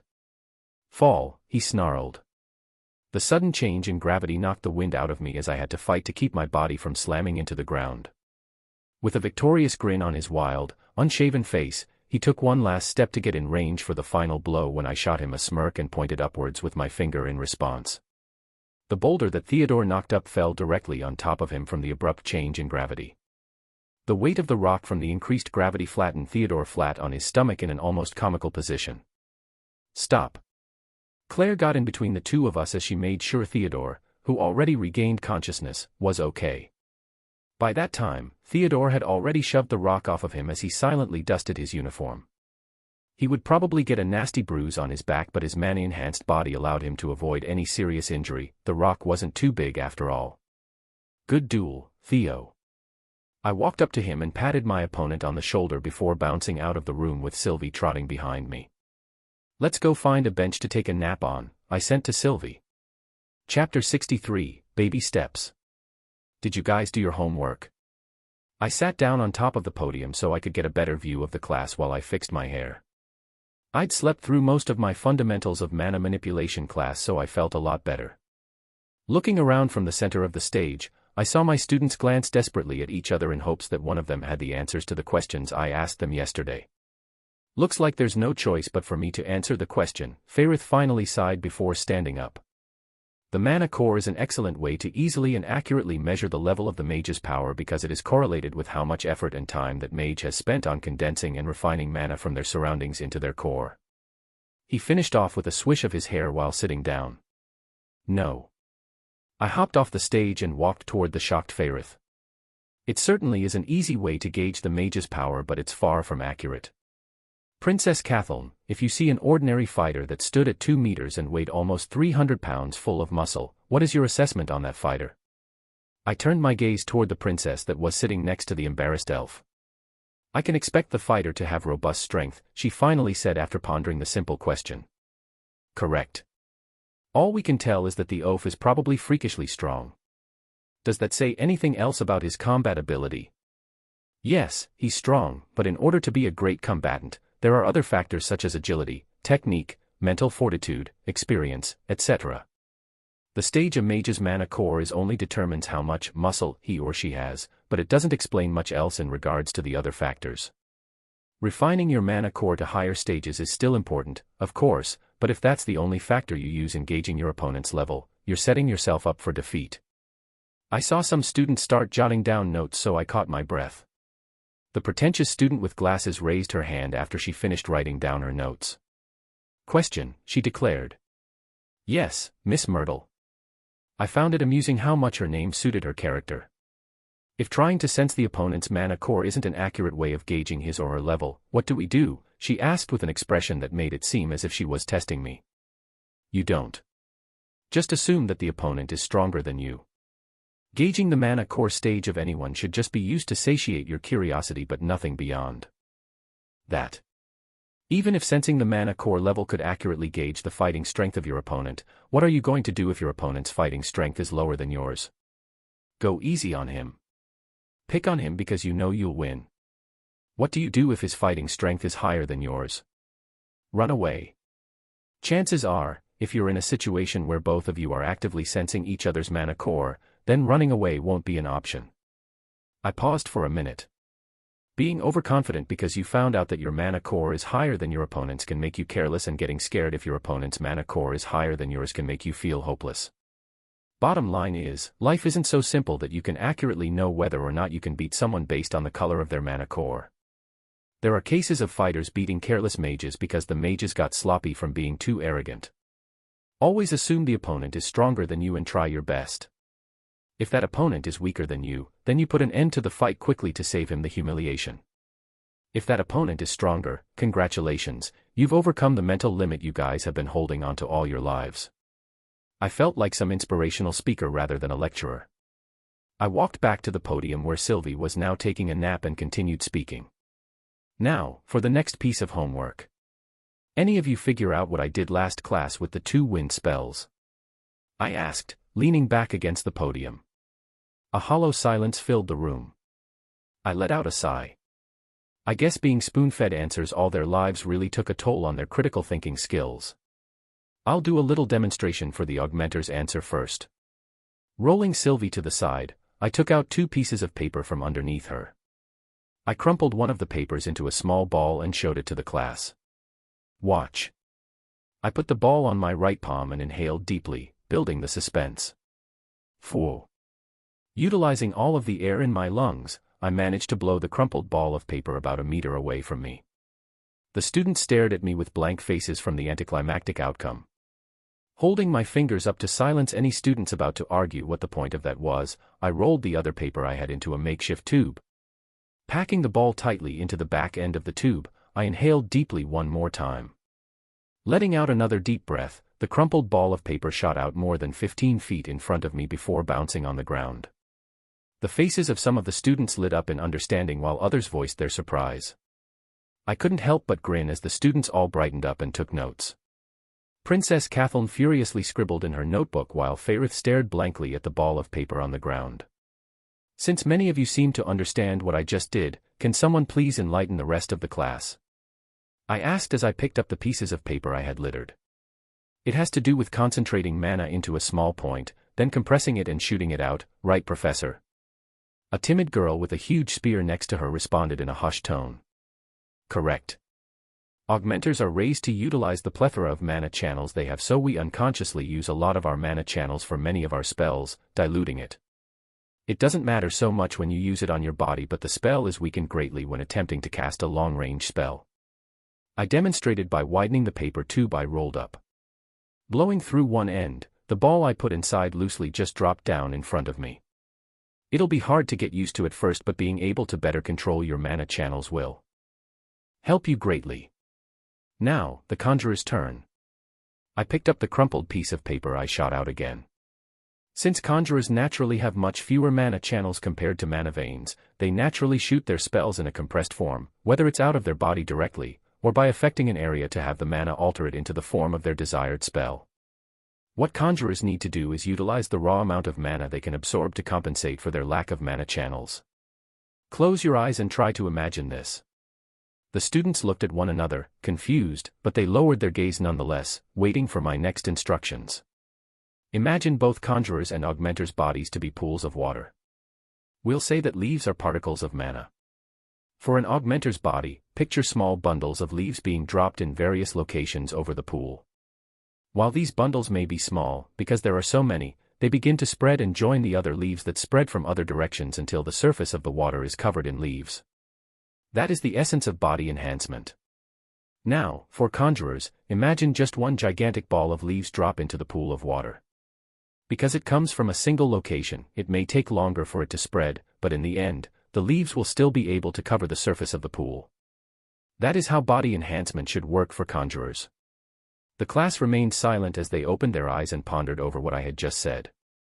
The reason why all of you conjurers injured yourselves while trying to absorb the spell you conjured is because you didn't use the mana from your core. The only mana that you're completely immune to is the mana refined in your mana core. Even that, after your mana influences the environment into a spell, can hurt you. Therefore, conjurers will need to utilize both mana from the atmosphere and mana from their mana core for a spell and integrate it into their body, or drop the big pile of leaves to make it spread over the pool of water. As I finished explaining, I motioned for the class to come down onto the stage and start practicing. For the rest of the class, I went around helping them while giving them little tips on how to better visualize what they needed to do. After the giant bell rang, Sylvie stirred awake and hopped on top of my head as I dismissed class. I was surprised when I overheard some students grumbling to their peers that the class was too short. I took the long route to my next class to take up more time while I did a broad surveillance. I messed around with sending very faint pulses of wind to try and use it as a sort of three-dimensional radar, but it proved to not be as useful as I thought it would be. Earth pulse was also of little use since I could only detect the very basics, like how many people were in the area, not if they were actually in combat or not.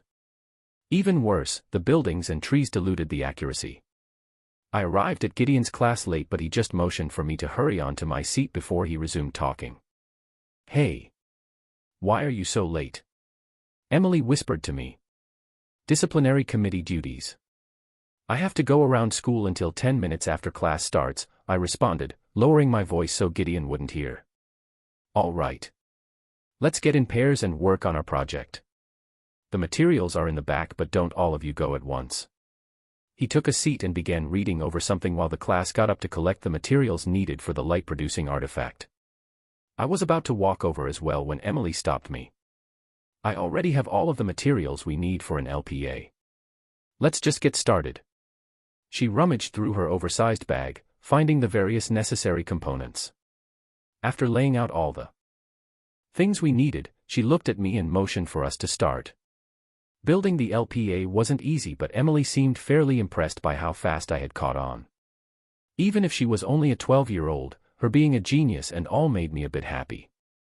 The rest of class was spent tinkering around with some of the various parts of artifacts that Emily had brought with her until Gideon dismissed us. As I was about to leave, he grabbed me by the back of my shirt and pulled me toward him. "Brat. Let's catch up sometime. We have a lot to talk about." He gave me a devious grin but otherwise just patted me on the back. We should grab some tea, Professor." I waved back before leaving the room with Emily. "Papa, Javier told me to head over to the training room again." Sylvie thumped my nose with her paw to grab my attention. "Is Javier Director Gutsky's green owl? How can you talk with it?"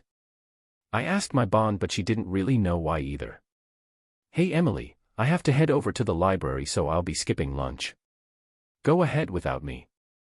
I waved at my friend. "Do you want me to go with you?" She looked at me, but I just shook my head. "It's fine. Go find Elijah for me. He'll be lonely if I'm not there." I shot her a smile before running off in the direction of the library/training rooms. "Good afternoon, Mr. Lewin," Chloe greeted me with a professional smile and a bow before motioning me to the back door. "Nice to see you again, Chloe," I smiled back, following behind her with Sylvie wagging her tail on top of my head. After passing by the scary men, I made my way downstairs without the help of Chloe this time. Hopefully Elijah won't be too bored hanging out with Emily, right? Sylv. He'll be okay, my bond reassured me. Reaching my room, I placed my right palm against the cold, giant doors, and a bright light once again greeted me. Boo. Tesha jumped from the side of the door with her hands out wide. "Hey, Tess," I responded casually.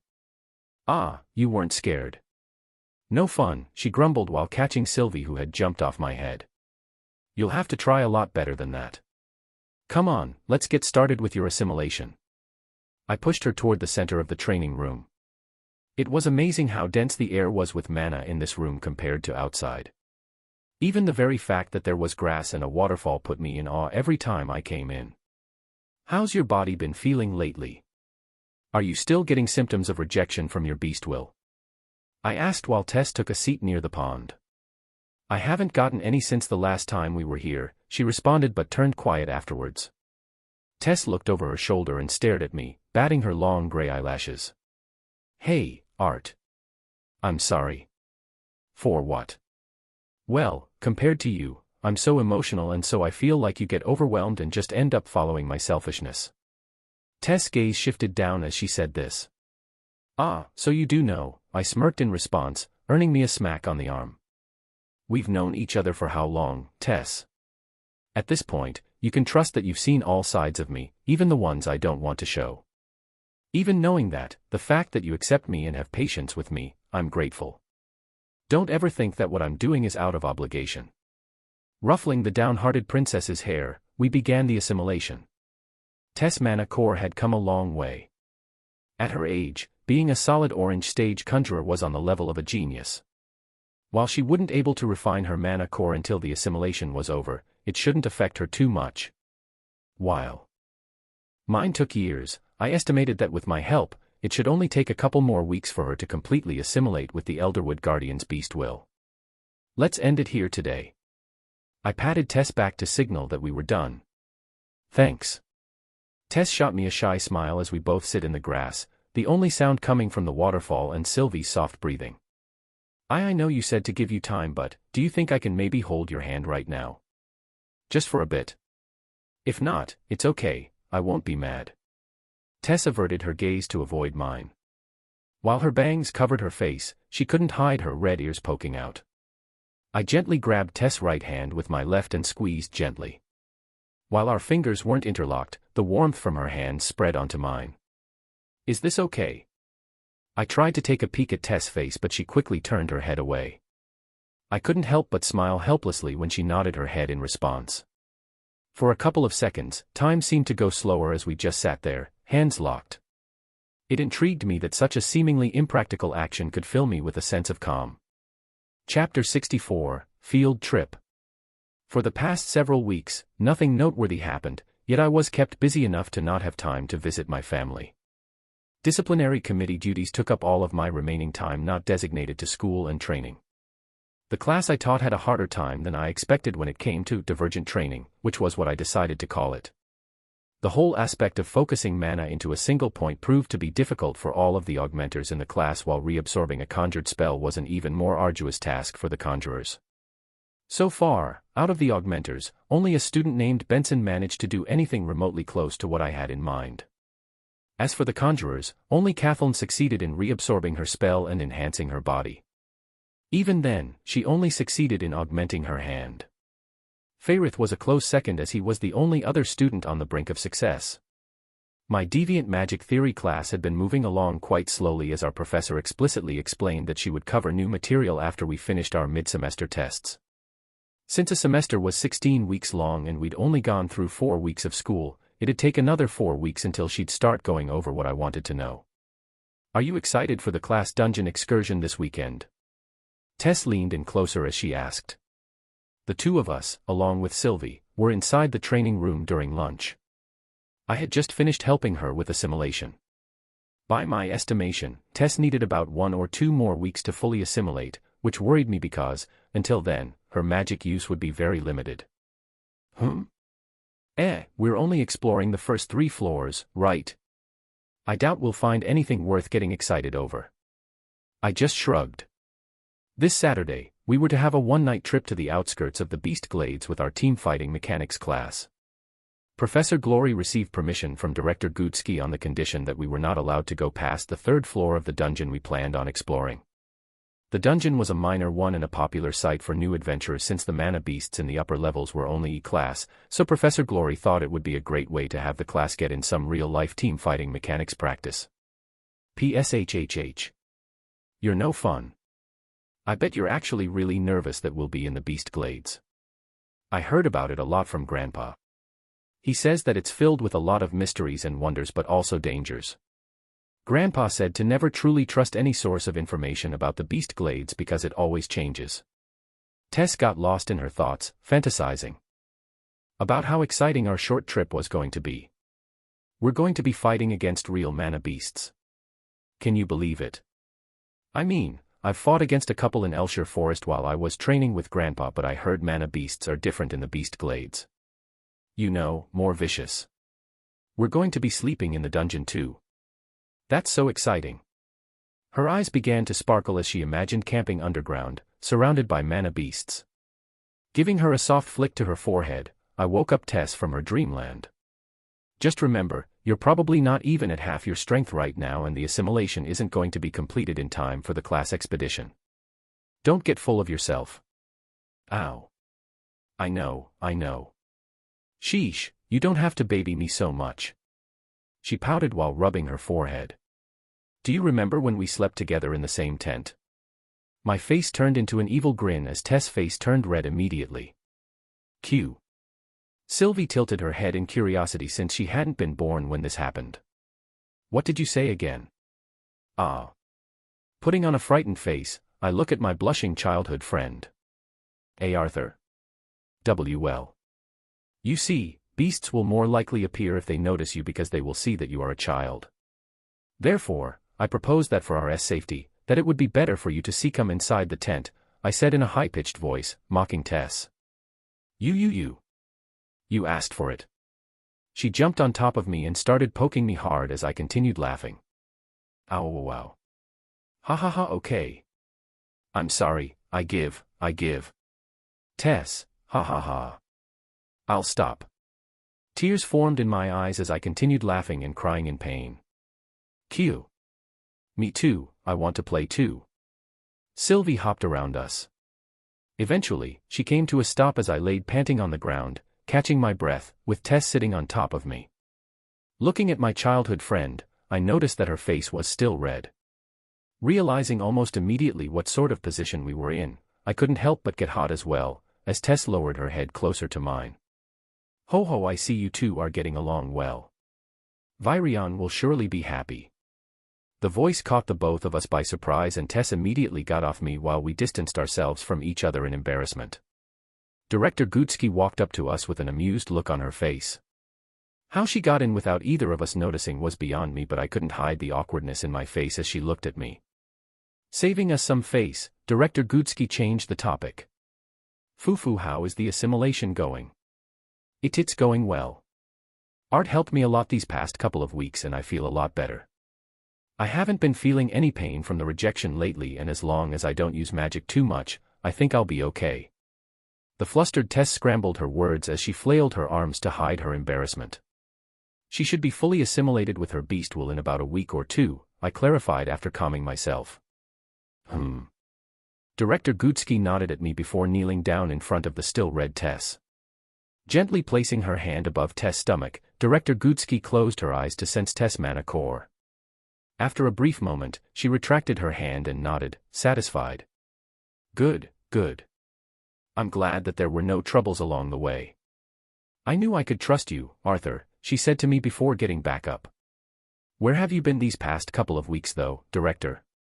You were always in contact from what I heard, but I noticed you haven't been inside the academy for a while now. Did you just get back? I said, tilting my head.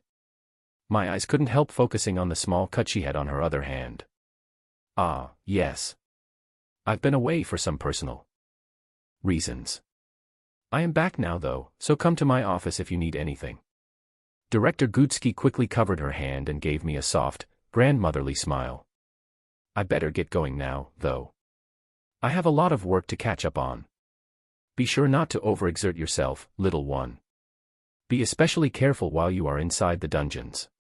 One should never underestimate even the lowest level mana beasts. Director Gutsky gently patted Tess' hair before disappearing with a wisp. So what are your plans after this? Tesha said, trying to break the awkward silence that the director had left us. After classes, there's an emergency meeting for the disciplinary committee since Curtis, Claire, and I are going to be away from campus over the weekend. We'll have to work on some of the details in case an emergency arises while we aren't here. After that, I'll probably go back home for the first time in a while and sleep there. I'll get back to campus by tomorrow morning in time to head out for the excursion. What about you? I said while leaning back. Well, Professor Glory said there won't be any class today since she wanted us to rest before the excursion tomorrow, so I'm free until the student council meeting. We have to go over a couple of things on the agenda since both Clive and I won't be there either. Tess responded a lot more calmly now. I had to admit she looked pretty cute, sitting on the ground and playing with Sylvie's paws. After spending a bit more time talking to Tess, I eventually had to leave to go to my remaining classes. Even though we didn't have our team fighting mechanics class, my other two classes seemed to drag on forever as we already started reviewing for our mid-semester exams. That will be it for today, class. Remember to keep up with your studies instead of procrastinating and cramming for everything the night before. I know you all love doing that, Professor Maynor said sarcastically as he handed out some review sheets on basic spell formations. After my last class was over, I trudged on towards the disciplinary committee room with Sylvie weighing down particularly heavily on my head tonight. I trust that you guys will be able to handle keeping the academy in check while the three of us are out. We've been through a couple of the emergency procedures these past 2 weeks, so I'm confident that everything will be fine. As you all know, Kai is in command while I am out. Remember that Director Gutsky is back and on campus, so if things go for the worse, don't hesitate to have her help, although, unless it's serious, I doubt there will be a need to. Dismissed. Claire clapped her hands as the rest of us got up. Arthur. I want another practice match with you. Theo placed a hand on my shoulder as I headed down the stairs. No. It's my turn. You lost to him last time, so I get to try now. Deirdre squeezed between us and looked up at me with her masculine face. That didn't count. It was a lucky break that he just had, that's all. Theo refuted, his face red from both anger and embarrassment. No can do, Theo, Deirdre. I'm going home to my family tonight. My driver is already waiting for me outside of the academy, I shrugged, hopping down the stairs without giving them the time to convince me to stay. You have the protection ring that father gave you, right? Use it immediately if you feel like you're in trouble. Promise me that, okay? I heard Curtis worriedly nag his younger sister. We'd be leaving early tomorrow morning, so tonight was probably the last time he'd be able to see her until we got back Sunday night. Kathleen just responded with a silent nod, her face expressionless as always.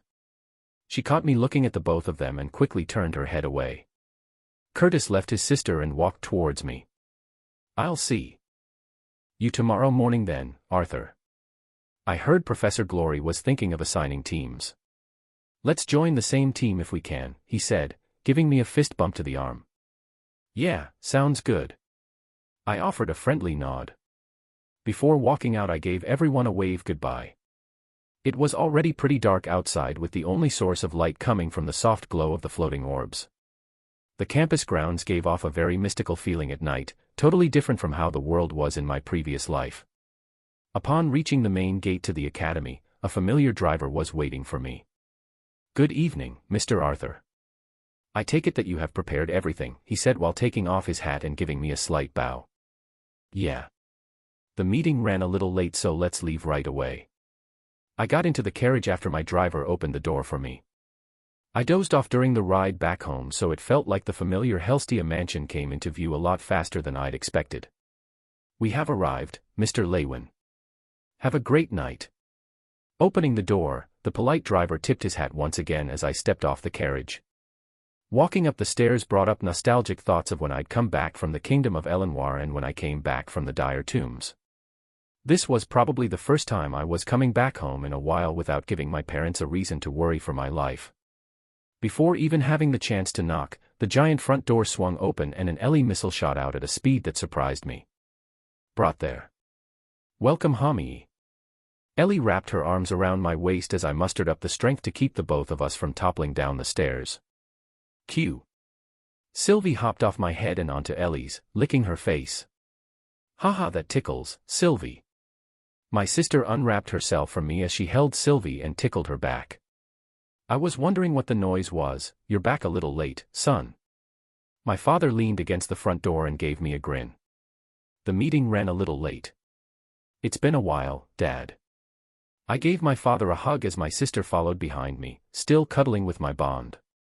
Ah. You're back, Art. You must be so tired. My mother, who was upstairs, ran down and wrapped her arms around me. Hey, Mom. Yeah, I'm back. I smiled, accepting the family love I cherished so much. How's your body? Are you all better now? My mother examined my body, lifting up my shirt and turning me around to make sure I didn't have a wound left on me. Haha, I'm fine now. You're worrying too much. I gave her a comforting smile, but I couldn't help but remember the short conversation I had had with my father about why my mother wasn't able to heal me back then. However, I quickly shook the thoughts from my head. I was sure there was a reason, and the only thing I could do was wait for her to tell me. Brother, how long are you staying?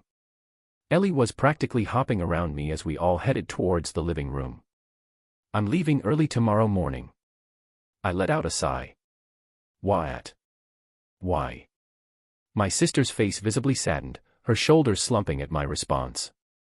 Yeah, why are you leaving so soon? My father chimed in, taking a seat on the sofa.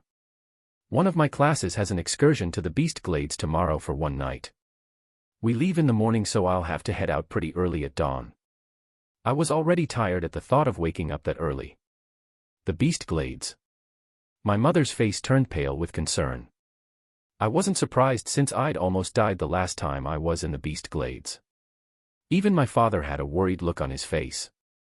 Don't worry. We're only going to be on the outskirts and our professor will be with us at all times. Besides, I still have the ring. I pulled out the ring that the Helstia family had given us from my pocket. The ring used mana circulation to indicate to the other ring holder whether I was still alive or not. I kept it off while I was at school since I didn't really have a need for it, but I brought it just in case. But still, is it mandatory for you to go? My mother furrowed her brows, the concern refusing to leave her face. We'll be fine. It's one of the lowest ranked dungeons and we're not allowed to go below the 3rd floor anyways. I comforted my mother. She still wasn't entirely happy with the whole situation, but she just kept silent, giving me a hesitant nod. The 4 of us spent a few more hours just catching up while Sylvie fell asleep on Ellie's lap. Ellie was apparently doing well in her ladies' school while my father and mother both still looked very healthy and in love. It had only been a few weeks since I'd last seen them, so there weren't really any surprises. Upon my asking where the Helstia family was, Father said that Vincent and Tabitha were both out for a couple of days on a business trip to a different city. Eventually, my parents ushered my sister and I into our rooms since it was pretty late. I almost fell asleep while taking a shower, and after drying myself, I couldn't help but let out a big sigh of relief as I sunk into bed. It was good to be back home. Before I could get too comfortable, a series of knocks sounded from my door. I turned my head, too tired to get up, and I saw a small head peeking out from the other side of the door. "Can I sleep with you tonight, brother?" Ellie walked in with her arms clinging onto a stuffed animal. "Sure," I smiled, lifting the blanket next to me so she could get under. "Hee hee, yay." Ellie jumped into the bed, making herself comfortable. The bed was more than big enough for the both of us, but she scooted in close and faced me. "Good night." Patting my baby sister's head, the both of us fell asleep to each other's steady breaths. Chapter 65, Widow's Crypt. "Brother. Wake up." My sister's voice pounded through my head as she screamed at the top of her lungs directly next to my ear. "What? What's going on?" My eyes still half closed, I whipped my head back and forth to see if there was an emergency. "Sheesh. You suck at waking up, brother." Ellie probably woke up not too long ago, evident by her bedhead. "Haha, your hair looks crazy." I shot her a grin as I ruffled her hair. "Eek. Stop it. Your hair looks weird too." Hopping out of bed, my sister ran out of my room, reminding me to wash up. Aye. I gave my sister an exaggerated salute, making her giggle, before going downstairs. Sylvie woke up on her own from my sister's shouting, but her eyes kept blinking slowly as she unstably toddled behind me. After washing up, I made sure I had a few basic necessities on me. This included my seal bracelet, my dimension ring with Dawn's ballad stored inside, the other ring used to signal my mother if I was in trouble, and the feather Sylvia left me that I used to cover Sylvie's bond mark on my forearm. The feather wasn't necessary to cover the mark, but I liked to keep it on me just as a memento. Having a part of Sylvia with me always comforted me. Walking downstairs, my nose picked up on the soft scent of a meaty soup. When I reached the kitchen, I spotted my parents and little sister sitting around the table, drowsiness still evident on their faces from being up early at dawn. "Hope you don't mind. The chef is cooking breakfast for you. We're probably going to go back to sleep after we see you off." My mother gave me a tired smile. I pulled up a chair and took a seat next to Ellie. "Not at all. In fact, you really didn't have to wake up and see me off. Be vigilant, no matter how easy you think the dungeon may be. It's called a dungeon because you never know of the dangers inside," my father warned me, his bedhead ablaze. Looking at my mother, the strain on her face was hard not to notice as she struggled for the right words. "Just, please be careful, Arthur. I know how strong you are, but I can't stand it every time I see you hurt, it's just that." Her voice faded at the end. My mind flashed back to what my father had said in the hospital room back at Xyrus Academy, the event that made her unable to heal anyone seriously injured. It's nothing. Just be safe. And keep your eyes on that girl, Tesha, as well. You have to protect her if things get tough, okay?" Giving me a gentle smile that didn't seem to reach her eyes, she reached forward and patted my head. The house chef brought in my food at this time, which consisted of dry bread and a creamy soup that I assumed was used to dip my bread in.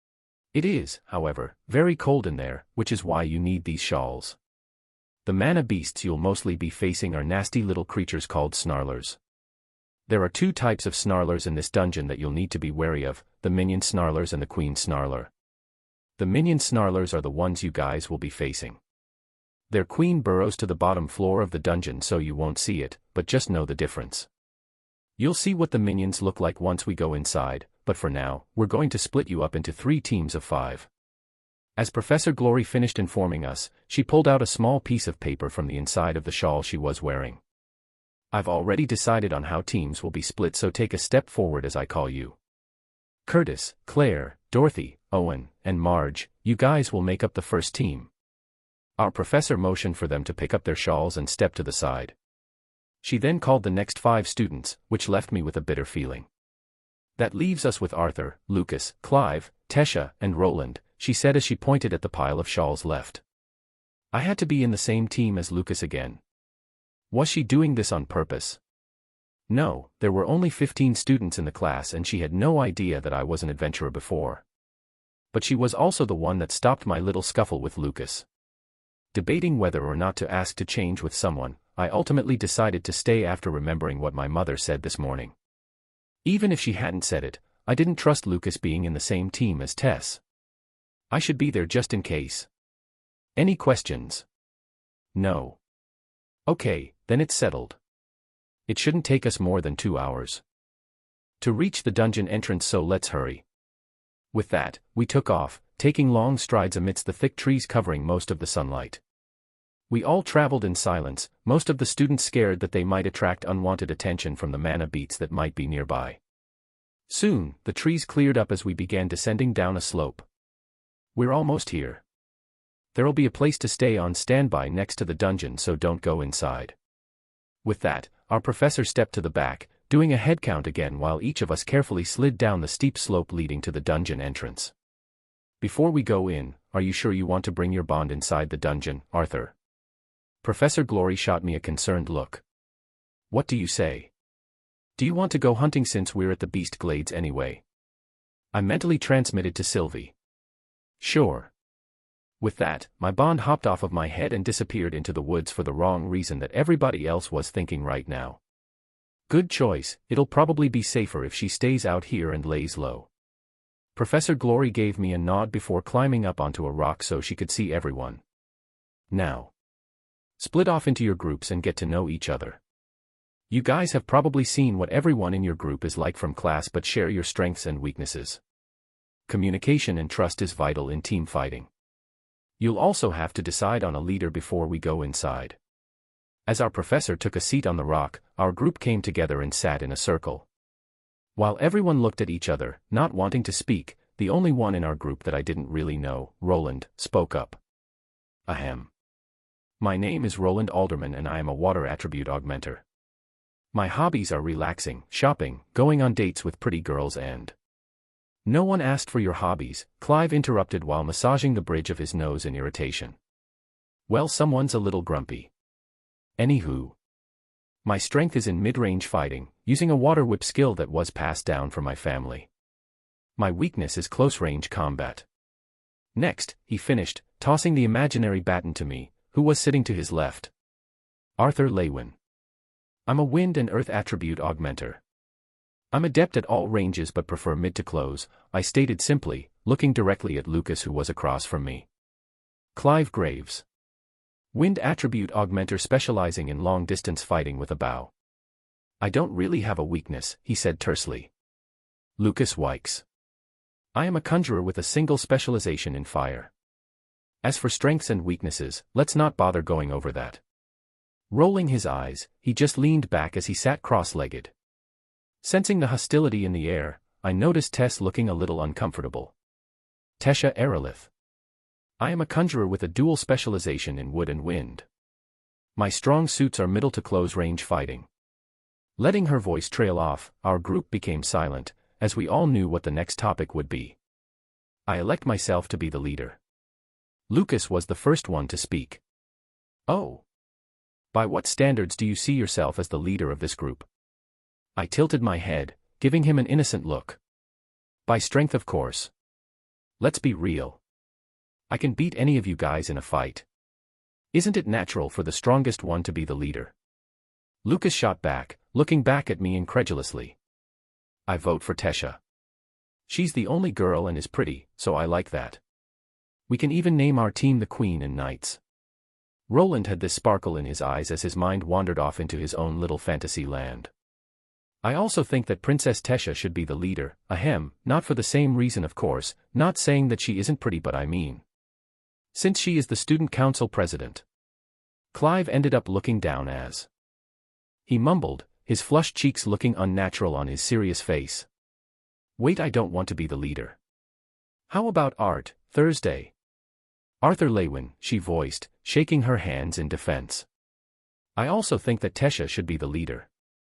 I raised my hand up as everyone ignored her comment. I didn't mind just as long as Lucas wasn't the one leading. TCH, idiots. Lucas just rolled his eyes once more before we all got up. All right, since it seems like everyone is done, let's head in. Brace yourselves once we get inside, it's going to be chilly. Professor Glory announced before stepping inside the entrance, which appeared to be a narrow stairway leading into darkness. In a single file line, we all started making our way down the stairs and I could swear that the temperature dropped noticeably with every step we took. WWW what the hell? WWWY is it SSS so sea cold? Roland managed to say in between his chattering teeth. Augment yourself, you dolt. I heard Clive's voice from behind. It was really dark so I couldn't really see anything more than the vague outline of each person. As we walked down the stairs, I felt something grip my wrist but before I pulled away, I realized what it was. Looking back, just a step behind me, I could see the vague outline of Tess' head. Even without seeing, I could tell she was already blushing by how warm her hand was. Passing off her gesture as a result of feeling scared, we walked silently down the seemingly endless flight of stairs. Even without augmenting myself, the frigid temperatures in the dungeon was bearable due to my assimilated body, but as the dungeon got brighter, that soon changed. A gust of piercing cold air blew through the opening at the end of the tunnel, forcing me to shield myself with the shawl. As my eyes adjusted to the change in lighting, I couldn't help but become excited, seeing the first floor of the widow's crypt. The cavern stretched out for hundreds of yards, making me wonder how it even supported itself. The stone that made up the large cavern sparkled with a dim blue light as a thin layer of ice covered the floor and even formed icicles on the ceiling. Looking closely, I could see the nearly transparent layer of moss that covered the cavern walls and ceiling, enveloping this floor in a serene light. That's odd, usually, we'd see a fair amount of snarlers already. Why don't I? All of a sudden, hideous noises began echoing all around us. Peeking out from behind the numerous boulders and from small caverns spotted around the walls of the cave were an uncountable amount of beady red eyes. That's a lot of snarlers. I could hear Roland gulp as his eyes widened. It wasn't just him that was shocked at the sight but everyone in the class. Even Curtis and Claire looked. I looked at Professor Glory and from her expression, I didn't think she anticipated seeing this many snarlers either. Chapter 66, Widow's Crypt 2. Even amongst mana beasts, snarlers were hideous creatures. With a thick gray fur coat, their 140 centimeters bodies looked like muscular mini gorillas. Their faces, though, were a mix of a boar's snout and tusks with beady red eyes and long ears. With their thick and powerful protruding jaw, you wouldn't think they were only E-stage mana beasts upon first glance. GRRRRRRRR. SSNNNRRRKKK. Grok. Grok. As dozens and dozens revealed themselves from hiding, the snarlers started snapping their jaws while letting out low growls. Professor, are there supposed to be this many SSS snarlers? One of upperclassmen females in the other group stammered out. This is so odd. Even in the lower floors, there are never this many snarlers bunched together. Professor Glory braced herself and stayed firm. Because of the low morale in our class, if even our professor took a step back in hesitation, everyone would panic. There are a lot of them but they aren't impossible to handle. However, since this is just a class excursion, I think it's best to go back up, just in case. Safety is priority right now. Just as Professor Glory started slowly ushering everyone back towards the stairs, a fireball flew past her and exploded in a crowd of snarlers. As the fireball exploded, 6 snarlers all shot out in different directions and lay motionless. See? These nasty little beasts are weak. Professor, don't tell me you brought us all here just to go back. Even a small fire spell was enough to kill 6 of them, Lucas scoffed as he lowered his staff. I could tell Professor Glory was still hesitant because of the unusual amount of snarlers suddenly appearing on the first floor. I think we should try and train here, Professor. Curtis had a determined look on his face as several other students, because of Lucas' display, gained confidence as well. The snarlers that have all come out seemed a bit frightened now, as they warily keep their distance, studying us with their unintelligent eyes. Okay, but if I feel that something isn't right, we're immediately out of here, understood? With a stern voice, she waited for the class to agree to her condition. When she received a round of nods, she said, "Good. Split into your teams and take different parts of the floor. We don't want any friendly fire happening in here. And Lucas, if you do something like that again, there will be consequences." Professor Glory shot a menacing look towards the cocky blonde, making him reluctantly comply. Prince Curtis, take your team and make your way towards the left side of the cave. Princess Tesha, take your team to the right of the cave and hold your ground. The last team, with me. I'll be keeping an eye on you guys at all times, but stay vigilant and don't underestimate the snarlers, especially in these numbers. With that, Professor Glory motioned for the 2 teams to rush forward. Arthur, I want you to be the vanguard since you're the best at close range. Clive and Roland, you guys take positions to his left and right behind him and make sure he's covered. Lucas, stay in the center between Arthur, Clive, and Roland. I'll cover your back. We're going in the diamond position we learned in class. As soon as we headed towards the miniature army of snarlers, Tess shy self all but disappeared as her student president side took over. Grack. Krara. Kra. Oh fuck. Roland, obviously intimidated by the 50-odd snarlers all snapping their jaws at us, took out his weapon, which just looked like a handle of a sword. Clive also took out his metal shortbow from his dimension ring and drew it back. Where the arrow should have been was a long metal needle wrapped in gusts of wind. I take out Dawn's ballad as well, which was still wrapped in white cloth. I left it sheathed and lowered myself, getting ready for a quick draw in case any of them suddenly jumped. Spread and destroy. Ember Wisp. As we approached the horde of snarlers, Lucas released one of his favorite spells that soon started floating around us. Croc. Reaching just 5 meters from the horde, I tucked my sword in tightly to my waist and prepared to draw as more than 10 of them jumped towards us. Dashing even faster, I leaned forward even lower and augmented the sword still inside its sheath. Augmenting a wind to accumulate inside, I had to use all of my strength to keep my blade from coming out of its sheath until the last minute. With the same theory as a loaded spring, I waited until I was just in front of the airborne snarlers before I released the pressurized blade. As the speed of my blade broke the sound barrier with a loud boom, I winced in pain as I felt my shoulder dislocating. That skill worked a lot better than I thought it would. I really shouldn't experiment with skills in actual battles. The front line of the snarlers both in the air and on the ground was either knocked back or cut in half, but I couldn't follow up with anything as my right arm dangled, dropping my sword. Grahak. Several more snarlers took the place of the fallen and galloped towards me, using all 4 limbs now. Several arrows whizzed by me and promptly impaled some of the snarlers that almost reached me. I looked back and gave Clive a nod before picking up my sword with my left hand. As I looked to my left, Roland was wielding a whip made of water as he gripped the handle he brought out in the beginning. The water whip whirled erratically as some attacks missed the target by a large margin, making me think that Roland was still learning his family's art. The cave glowed in red and blue as different fire spells went off from both our side and the other team's sides. The snarlers were trying to surround us as they began spreading out and keeping their distance. The ember wisps that Lucas summoned were still shooting off small streams of fire, but the snarlers were getting crafty, throwing chunks of ice from the ground at the wisps in hopes of extinguishing them. Tess spotted me clutching my arm as she's fought off 2 snarlers. Arthur, are you okay? I think I'll be fine. I gritted my teeth and positioned my right arm between my legs as I prepared to pop the shoulder back in. Gah.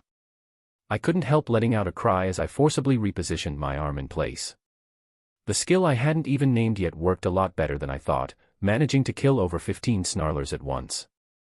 Too bad my body wasn't able to withstand the force just now. The snarlers weren't very strong, but after about 30 minutes the seemingly endless numbers that never dwindled were taking its toll on us.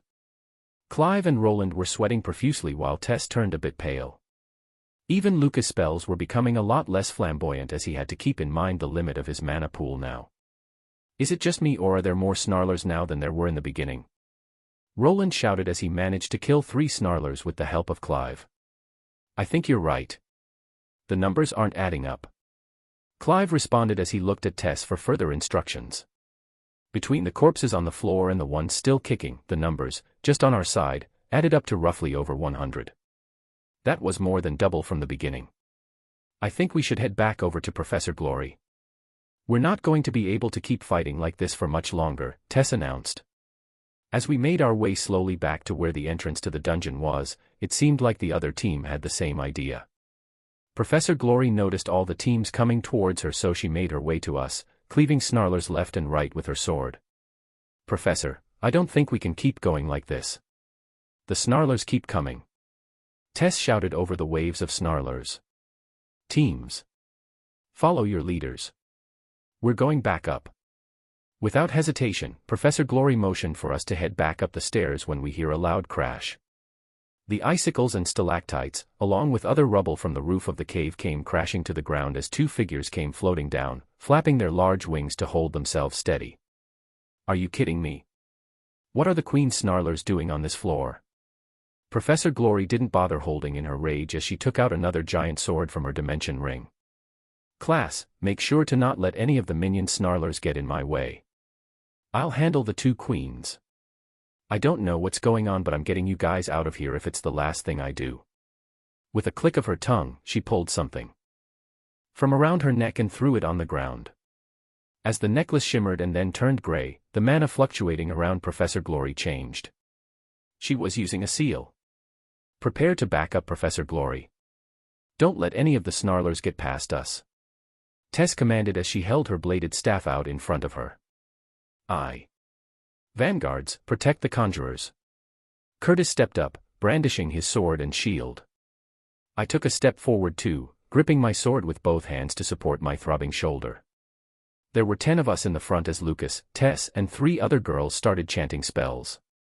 My eyes couldn't help but focus on Professor Glory as she wielded 2 giant swords, one in each hand.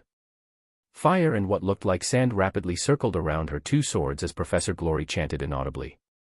The fire and sand began intertwining as the 2 queen snarlers, both a few times larger and nastier, with wings, began cautiously surrounding Professor Glory. The queen snarler's front 2 limbs had 4 long, sharp claws that glistened in a coating that I assumed was poison. Hop! Professor Glory, her 2 giant swords ablaze with fire and sand, charged towards the smaller queen snarler, beginning the battle. I held back on using spells, choosing to simply hack and slash my way against the snarlers by augmenting my sword. Their thick coat offered them a little resistance against spells and attacks, but it didn't take much to kill them. What became more of a problem was the corpses of the snarlers. Their dead bodies began piling more and more around us, getting in the way of our attacks. Looking around, I was relieved to see that the vanguards were still holding up. Both Curtis and Claire had minor scratches and bruises, but they were in much better shape compared to the other students. I took a glance back and what I saw caught me by surprise. Professor Glory was pushing the queens, who were estimated to be on the upper spectrum of B-class bosses, back, by herself. What surprised me more was the way she did it. She was obviously a dual elemental augmenter in earth and fire, but she was producing projectiles that looked like ice shards. No. Looking carefully, it wasn't ice. It was glass. A small scratch on my arm brought my attention back to the fight in front of me, but my mind couldn't ponder how Professor Glory was able to do that. I knew about superheating sand, but in order to produce that amount of heat while still battling. Krawa. The ear-deafening cry made us turn our heads back. Professor Glory just managed to land the finishing blow on the smaller queen. Our professor wasn't in the best of shape, her armor scratched and dented in various places while blood trickled down her cheeks. All right. Nice. Go, Professor. The defeat of one of the queens dramatically boosted the morale of the class as each of the students' renewed vigor allowed us to fight back harder against the snarlers that seemed to generate spontaneously. Gurewa. Upon seconds of hearing a loud crash, Professor Glory flew past the front line and landed hard against a wave of minion snarlers. Allowing myself a few seconds to look back, a wave of nausea hit me as my eyes glued onto the sight of the bigger queen snarler, gorging on the corpse of the fallen queen. Chapter 67, Widow's Crypt 3. As the larger queen began devouring the smaller one, I couldn't help but become perplexed by what was happening in this dungeon. There were more than 10 floors here, with minion snarlers inhabiting all but the 10th floor, where the queen snarler dwelled. The reason this dungeon was considered a beginner dungeon was because the queen never left the 10th floor, allowing for easy training up until the very last floor. Although the queen snarler was a B-class mana beast, a large party of E-class adventurers was still capable of defeating it. Which brought another question to mind: was it normal to have more than one queen in the dungeon? From what I had read, queen species were very territorial and aggressive to any potential competitors that threatened their den. Professor Glory didn't really think much of it, but I couldn't help but be bothered by it.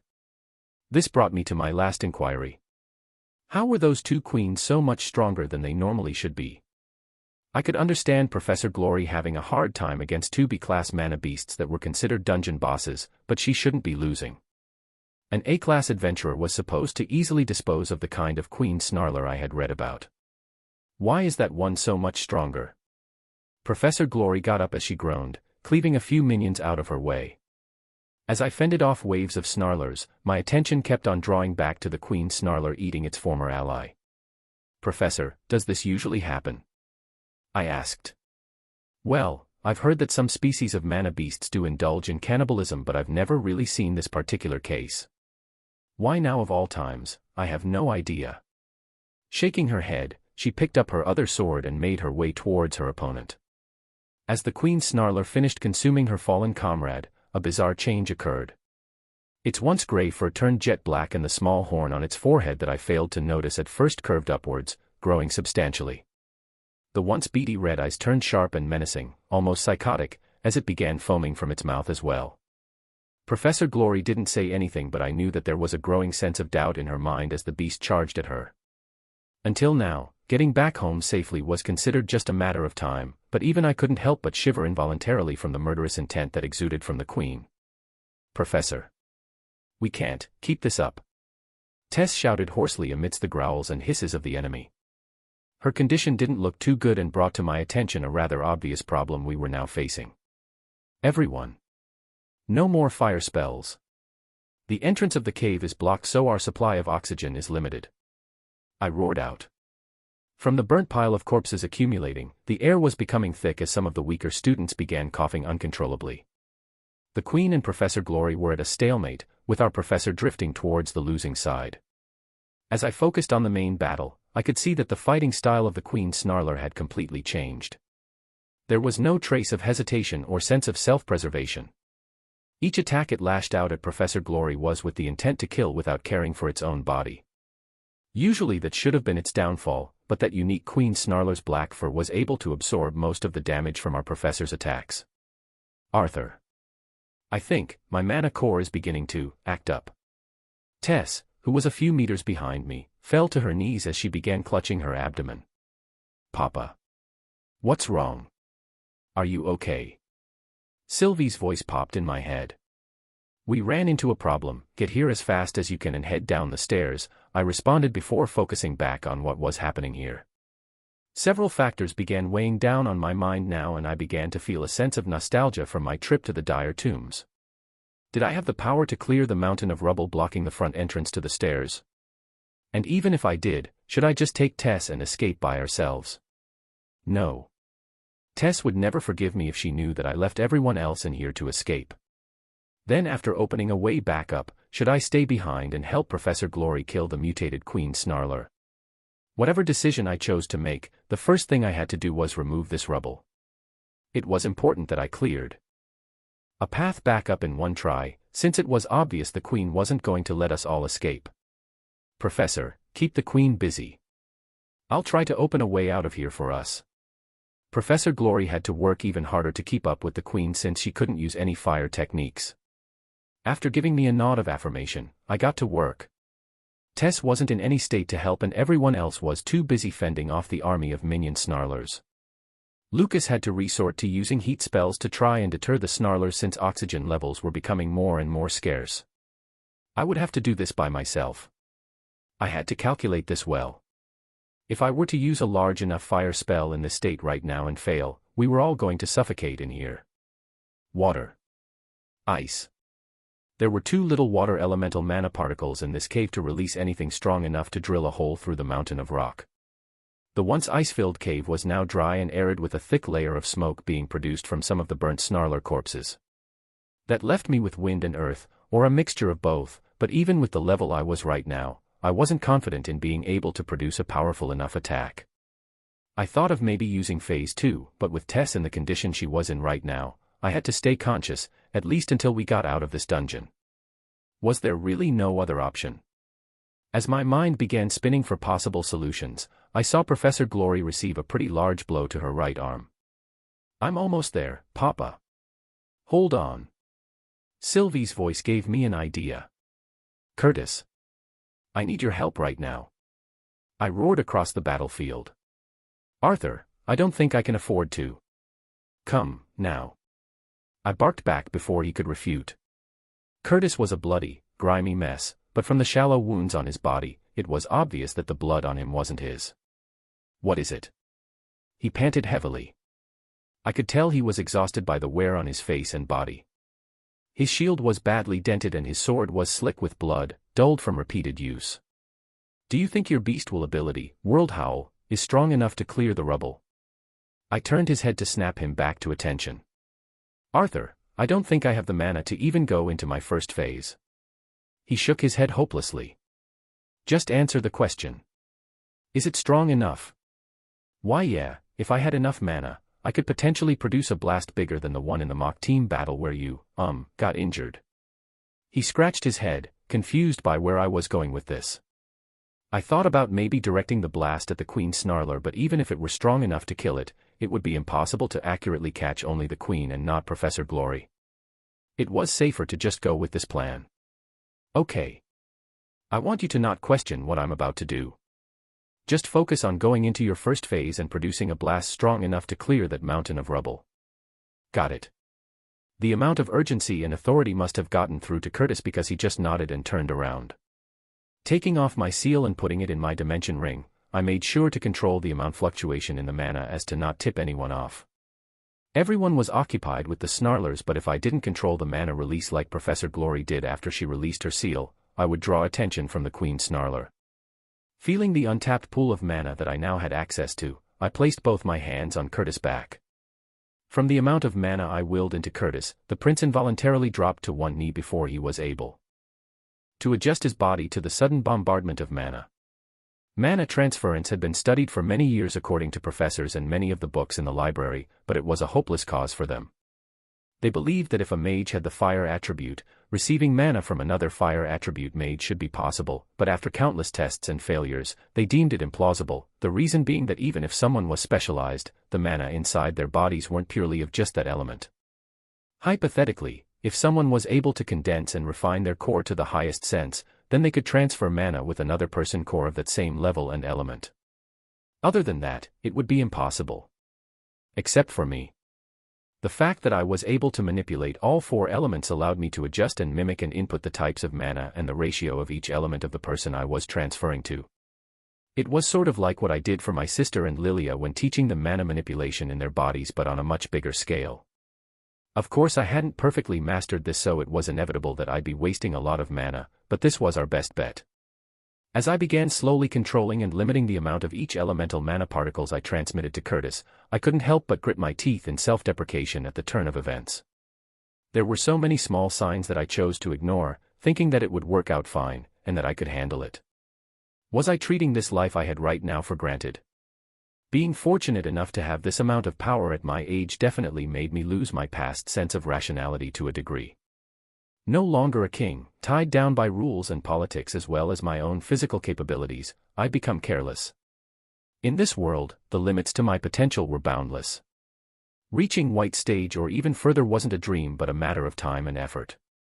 The thing that appalled me the most and what I hated to admit was that I was, in a sense, a bit like Lucas.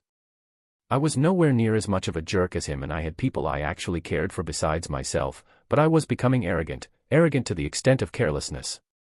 I don't know what you just did, Arthur, but I feel great. I think I'll be able to go into my first phase, the prince exclaimed, bringing me back to reality. I sensed the change his body was going through as he began to transition into his first phase. Mana fluctuated erratically around him as he released his beast will. I jerked my hands back in pain as Curtis released his first phase. Confused, I tried transferring mana to him again, but the rejection from his body was even stronger than the first time. Did the mana from his beast will reject my mana? Before I had the chance to try again, Curtis began gathering mana for his world hull technique. He crouched, lowering his center of gravity to withstand the recoil of the spell. The mana from both his body and the atmosphere gathered in front of his open jaw. During this time, I rushed to where Tess was curled behind the front line and scooped her up. Getting Tess out of here was first priority. I was partly to blame for this mess. I should have done a better job in preventing something like this from happening in the first place. With a beastly roar, Curtis unleashed his powerful breath attack, but the mutated queen must have sensed that something was wrong because it immediately changed its target from the wounded Professor Glory to Curtis. Oh no, you don't. Bellowing at the top of her lungs, Professor Glory leaped up and grappled the mutated queen in flight, hoping to deter it from reaching Curtis. With a thundering explosion, Curtis spell blasted a large hole through the rubble, clearing a path to the now visible stairway entrance back to the surface. Everyone, head to the stairs. I roared through the sound of rocks falling and snarlers growling. Go now. Professor Glory shouted as well as she struggled to hold her own against the queen's snarler. The exhausted class made one final push towards the entrance as Professor Glory held the queen at bay, the wall of snarler corpses obstructing the ones alive for a brief moment. Claire, I'm trusting Tess to you. I handed Tess to Claire, who seemed to be in the best shape right now. You're not planning on staying, are you? You can't be serious. As your commanding leader in the disciplinary committee, I forbid. Just go. With the limited amount of time we had, I released a sharp killing intent to get my point across, making her flinch backwards in surprise. Helping the drained Curtis back to his feet, I pushed both of my disciplinary committee teammates toward the front entrance of the cave before turning back to where Professor Glory was fighting. Why the hell did you come back, Arthur? I could almost feel the amount of frustration in my professor's voice as she snapped at me through gritted teeth. We're going to need both of us to kill this thing. Taking Dawn's ballad back out from my dimension ring, I unsheathed it. You better hope this thing kills me because you're going to regret not following my orders, she responded, blocking a blow from the queen's sharp claws. Hey, I'm a professor too, remember? I gave her a weary smile before making a sharp swing with my blade. You're too smart for your own good, Arthur. She smiled back while shaking her head. The situation didn't seem too good as the mana transference had made me use most of my mana. If it weren't for mana rotation, I probably would have gotten backlash already. While battling the queen and keeping her busy enough so the rest of the class could get out safely, I noticed that the last one here was Lucas. Our eyes locked for a brief moment before he turned his head back and disappeared into the entrance. I could have sworn I saw him snort before he turned away.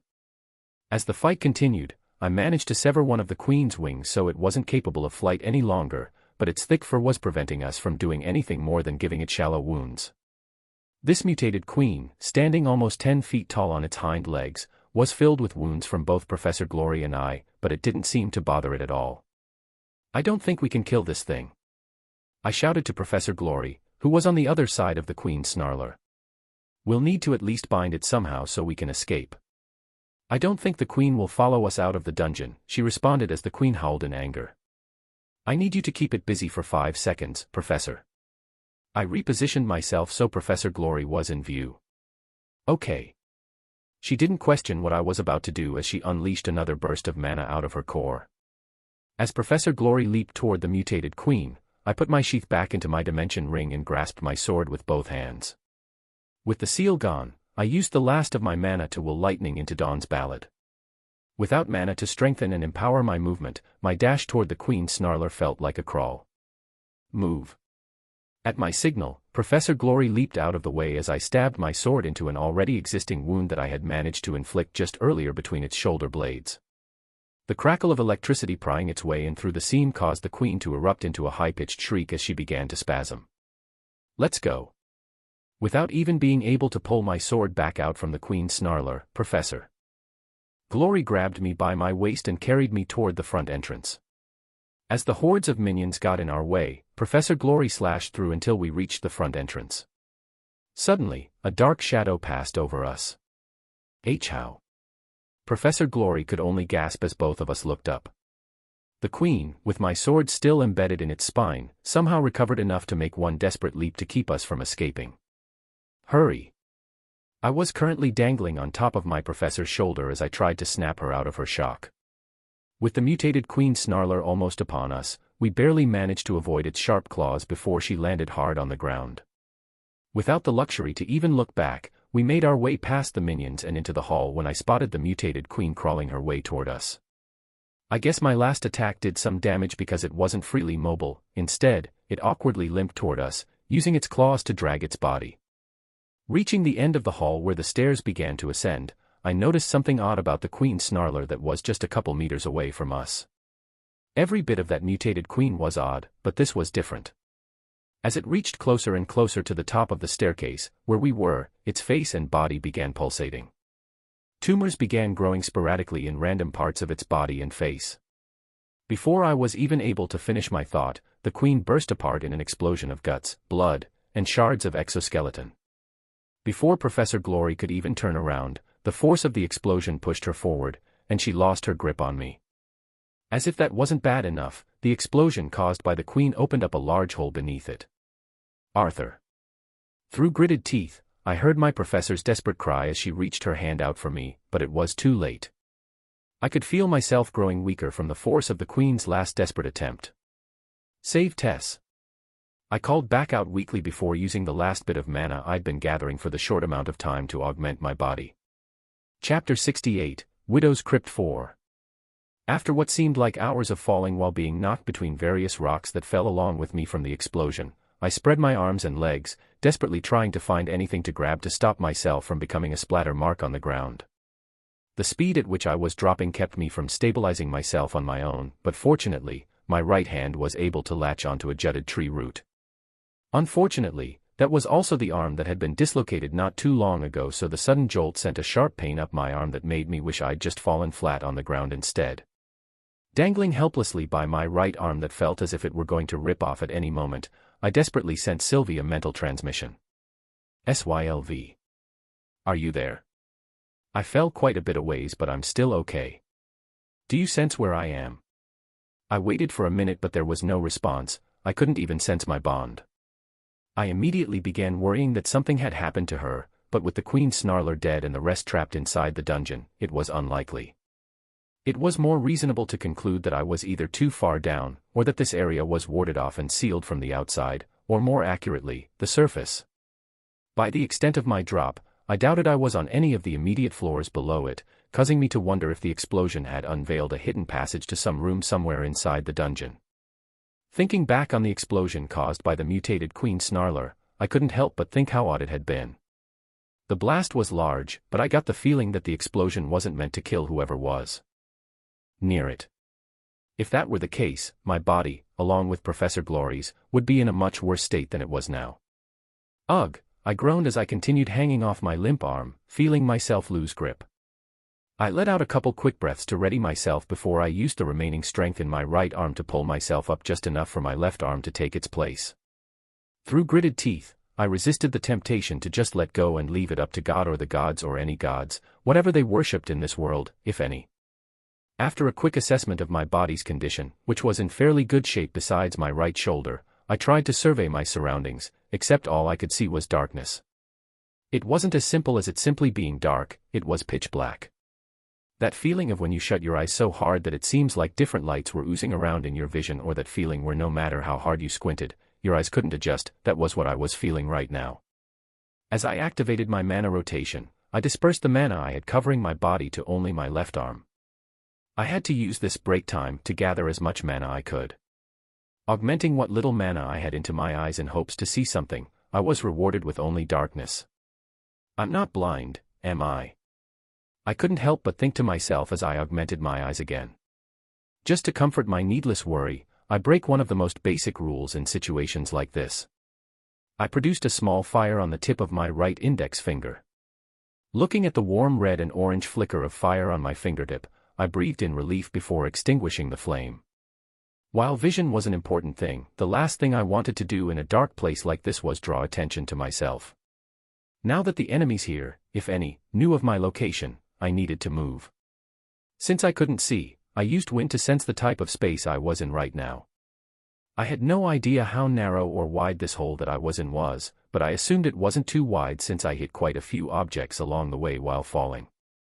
Sending out short, soft bursts of wind, equidistant, around me, I figure out that this ditch, for a lack of better words, had a diameter of about 10 meters. The scary part, however, was that I couldn't even sense how far down I was and how much further I had to go down until I had a floor to walk on. What I had to decide now was whether to try and climb back up or make my way down. By how much I fell and all of the other debris that fell down along with me, chances were that the opening at the top would already be covered. With Sylvie not answering from outside, I had no way of knowing if she could open up an exit for me. That only leaves me with going down. I sighed. No matter how rational and level-headed I was, I couldn't help but feel a bit anxious in this situation. More so than the immediate dangers in front of me, a situation like this, where I couldn't see anything or even sense any life forms, made me more edgy. In the case where the army of snarlers was in front of us, I knew what I had to do and I could think of how to deal with it. Right now, I could neither imagine nor predict what might happen in the next couple of seconds, making me all the more tense. Augmenting both my hands with earth attribute mana, I'm able to bury my hand into the side of the giant abyss-like hole, creating a handhold for myself. I positioned myself flat against the side with both my hands. Dug into the wall to keep myself from falling. In a steady motion, I pulled my augmented hands out of the side of the wall and allow myself to fall before I clawed my hands into the wall again to stop. The amount of stress it put on my arms made me cringe every time, but this would be the fastest way to make my way down. Gripping, letting go, gripping, letting go, gripping, letting go. I had to keep my body flat so I don't start falling away from the wall. I also couldn't wait too long before I had to grip the wall again because it would be a lot more dangerous to try and slow down after picking up too much speed. I let out pulses of wind every now and then to try and see how much farther I had to go down. Even after around 3 hours of gripping and letting go, according to my internal clock, I had yet to sense a floor anywhere close beneath me. How deep is this fucking hole? Without even the luxury to vent my frustration aloud, I was left to rant inside my head using words even the most vulgar of adults would find inappropriate. I knew that everyone warned adventurers about the dangers and unpredictability of dungeons, but both the dire tombs and even this supposedly low-level dungeon had proven to cause me more trouble than the times I adventured with Jasmine without the use of magic. I mean, what were the chances that the one time I go to a D-class dungeon supposedly filled with E-class monsters, a freaking army decides to welcome us on the first floor? The minion snarlers hadn't even been that bad, to be honest. We were stupid for using so much fire magic when we had no ventilation, but I had handled most of them without even using mana. That mutated queen had been the problem. How the hell did she get so strong? Was it because she ate the other queen? Was it even possible to just get instant power-ups like that? As I continued debriefing to myself the events that occurred earlier, I kept gripping and letting go of the stone wall, falling down further into who knows where I was now. I let go of the wall and fell down, timing myself before burying my augmented hands into the wall again. However, unlike before, my hand wouldn't go inside. What the? I desperately tried clawing at the wall, but even with the augmentation in my hand, I wasn't able to make even a scratch into the wall. The surface of the wall was different now. It was smooth, too smooth to be natural. I was picking up speed as I persistently tried to bury my fingers into the wall, hopelessly. This isn't working. Careful to make as little noise as possible while I continued falling, I rhythmically let out pulses of wind around me, as a sort of makeshift echolocation. Through sending out faint pulses and measuring how long it took before it hit a surface, I could locate, in my head, potential footholds and handholds to make my way down. Easier said than done. The theory worked great in my head, but trying it without practice proved harder than I imagined. There were few handholds I could try and hang myself from, but my makeshift echolocation technique wasn't as accurate as I wished it would be. I ended up narrowly missing a lot of the potential supports, and it just became harder as I picked up speed. Fortunately, I still didn't sense the floor anywhere close to me, so I had time, but if I fell down any faster, even if I could grab onto a support, I wasn't sure if my arms would be able to take the stress from the abrupt stop. As I continue fumbling my arms against the wall to search for anything that may slow down or stop my fall, I was finally able to sense the ground. Damn it. This isn't good. I had about 200 meters before my body became a puddle on the ground. That left me with about 6 seconds. Turning around so that the wall was to my back, I gathered all the mana I saved up till now. It would take about 4 seconds to focus enough mana into the spell. Wind bullet. Stretching my arms out in front of me, I unleash a barrage of fist-sized bullets of compressed air to the other side of this giant hole I was in. If I could create enough force to push myself back against the wall, I would be able to slow down enough to survive the fall. I no longer cared about keeping noise to a minimum. The air bullets boomed as they collided into the wall about 10 meters away from me. My body pressed harder and harder against the wall behind me from the recoil of the spell, and I couldn't do anything besides grit my teeth as I felt the back of my uniform and my skin burning off due to the friction. I could feel myself approaching the backlash stage, but I just desperately let out all of the mana I could muster up while using mana rotation. As the air bullets continued colliding against the other side, pushing me back harder and harder into the smooth wall, I approached the ground. 50 meters. 40 meters. 20 meters. I see a faint light. 10 meters. 5 meters. AAHH. I felt myself slowing down as the burning pain coursing through my back became numb.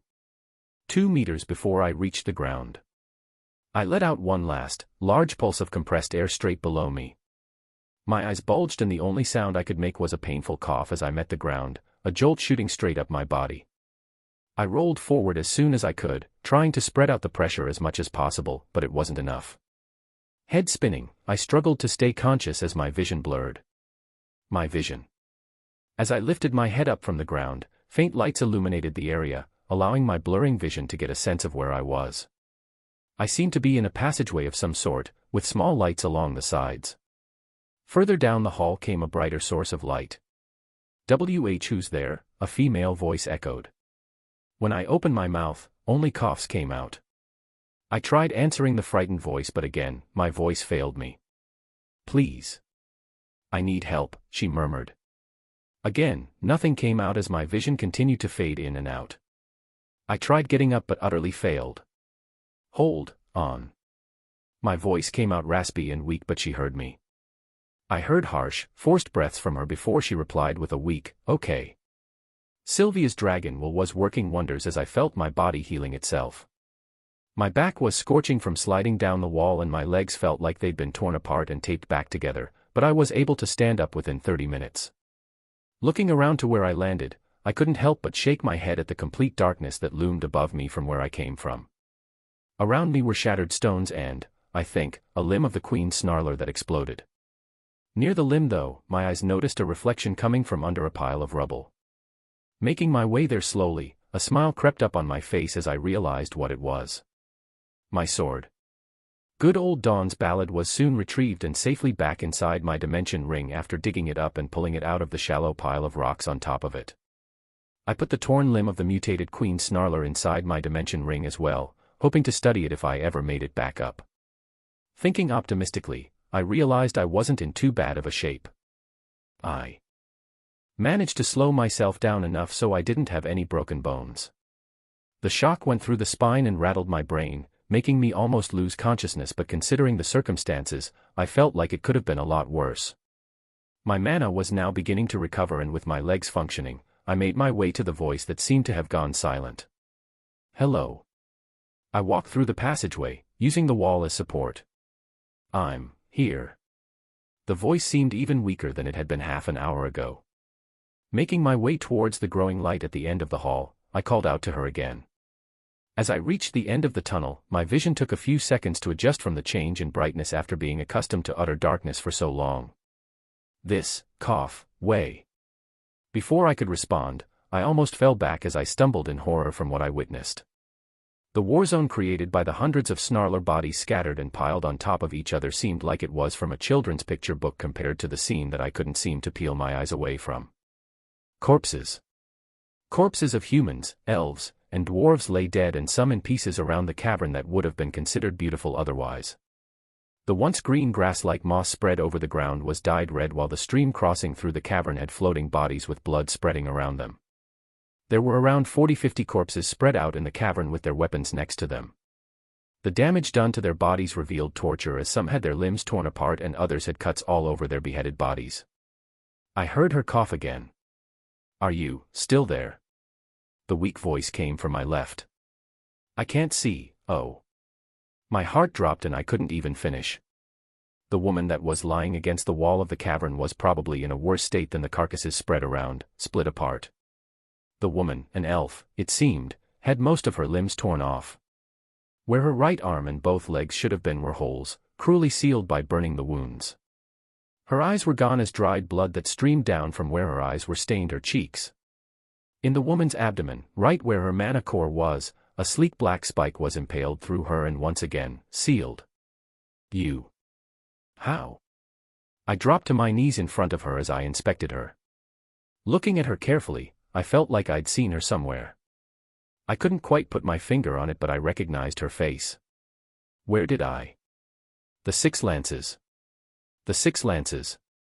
She was one of the 6 strongest mages in all of Daikathan, chosen to represent the continent. "You're one of the 6 lances." I couldn't help but sputter out. "Indeed I am." She let out a ragged sigh. "As for how? If you're asking me how I'm still alive in this state, it's because he left me alive." Her eyebrows furrowed and the dried blood crusted in between her eyelids crumbled, letting out a faint stream of fresh blood from where her eyes once were. "He."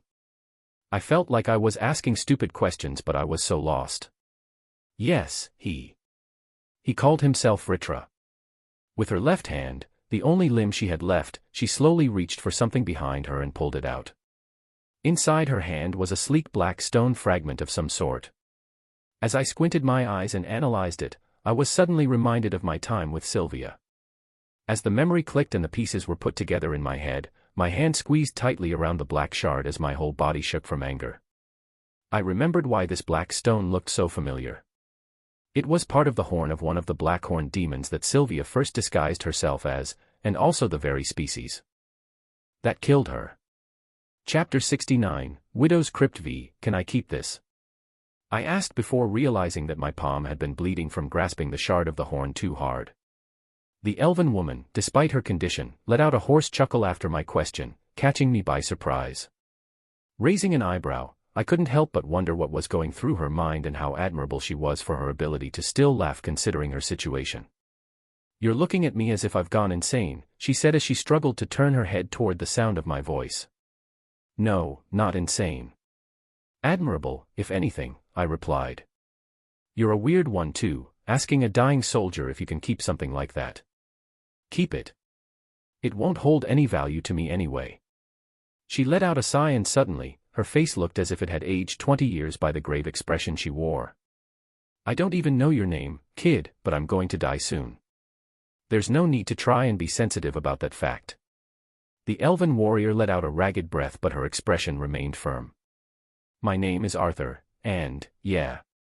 Unfortunately, there doesn't seem to be any way for me to save you." I put the black shard inside my dimension ring. "I'm sorry.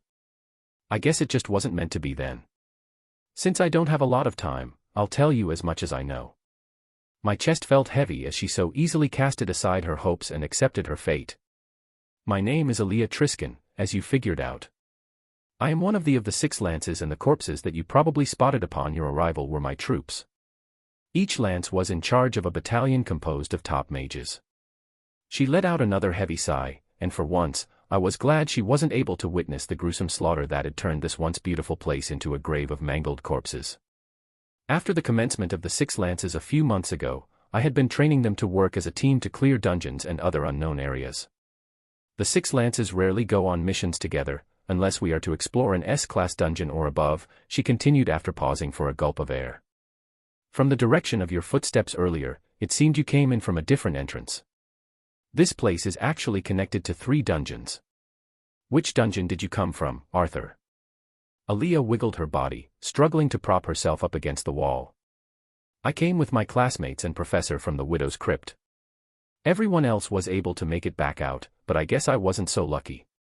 I took a seat against the wall next to Aaliyah as I surveyed the carnage displayed before me. I was able to vaguely imagine what had happened by how the bodies were positioned and where they had sustained their fatal injuries. I'm not sure how old you are, Arthur, but no one should have to see something like this, Aaliyah whispered, her voice laced with remorse. My age probably won't correlate too well in regards to situations like this, but you are right. No one, regardless of age, should have to see something like this.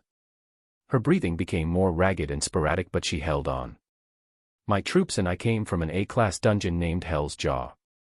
We were assigned to investigate the dungeon after getting reports of inconsistent sightings inside. The adventurers that had come back alive were ones who frequented the dungeon for training. The ones that made it back were barely alive, and they all spoke about how the beasts residing within suddenly became stronger and fiercer. Was that the case for the dungeon you came from as well? Aaliyah asked, her words coming out slower than before. Yes. Just on the first floor, an army of minion snarlers welcomed us. The minions weren't bad, but 2 queen snarlers showed up. One of the queens, after eating the other queen, turned from gray to black and its strength jumped a few fold. I suspected this was the cause. What do you mean you suspected? Are you saying you've seen that demon before? Aaliyah's limp body suddenly sprang up as her head turned back toward me, shock evident in her voice. I'm not sure if it's the same one, but yes, I responded frankly. The same one? You think there's more than one? Aaliyah's already pale face drained to an even whiter color. I don't have definite proof, but I suspect that the one you saw, Vritra, is just one of the horned demons out there somewhere, I replied, recalling that night where I had gotten separated from Sylvia. The black demon with its horns curving downwards said something about causing them trouble. It was just speculation, but I suspected that there were probably more of them. My mind began to spin as I pondered over the different possibilities and reasons as to why they were doing this. Was this all for Sylvie or some greater cause? I remembered when Sylvia had given the stone to me that I had to protect it at all costs. That stone turned out to be an egg, and of a dragon no less. Was Sylvie such an important existence that the horned demons had to go this far for? What are you thinking of, Arthur? Aaliyah let out a strained cough as fresh blood escaped from the sealed wound where her mana core once was. I always found it intriguing that, while beast cores were capable of being harvested and used as tools to enhance mana, human mana cores weren't. When a mage died, their mana core shattered and the mana accumulated inside dispersed. Was it because we gathered mana from the atmosphere that this happened? There seemed to be a deeper meaning when I thought of how humans didn't need their mana cores in order to survive, while our mana cores were dependent on us being alive. This world seemed to revolve around whether you were a mage or not, and if you were, how strong you were. I couldn't help but think that the god of this world wanted to tell us that life was more important than magic, which should be an obvious statement, but a statement which the people of this world seem to have forgotten. Before I lost myself deeper into the aspect of a higher being, Aaliyah's ragged coughing snapped me back to reality. Are you okay? That was a dumb question. Of course she isn't okay. When my team reached the first floor of Hell's Jaw, there was nothing off about it, the mana beasts were the same ones that were recorded. It was when we reached the final floor where the master of the dungeon made its den. The Hades Serpent, which was an AA-class mana beast, should have been something I could have beaten myself fairly easily. There was no trace of boasting or overconfidence in her tone. It was just a fact to her. The Hades Serpent, which was known for the blue fire spouting along its long spine, looked different. At first, we were confused because it didn't look like it had any flames at all, but when we looked closer, the reason we couldn't see the flames against the black walls of the cave was because the flames themselves were black. It looked like thick smoke flickering wildly along the spine of the 100-foot serpent. That particular Hades Serpent also had a black horn jutting out of its forehead, while its scales, which were recorded as being a matte gray color, were a sleek black. Taking a deep breath, I noticed Aaliyah shivering.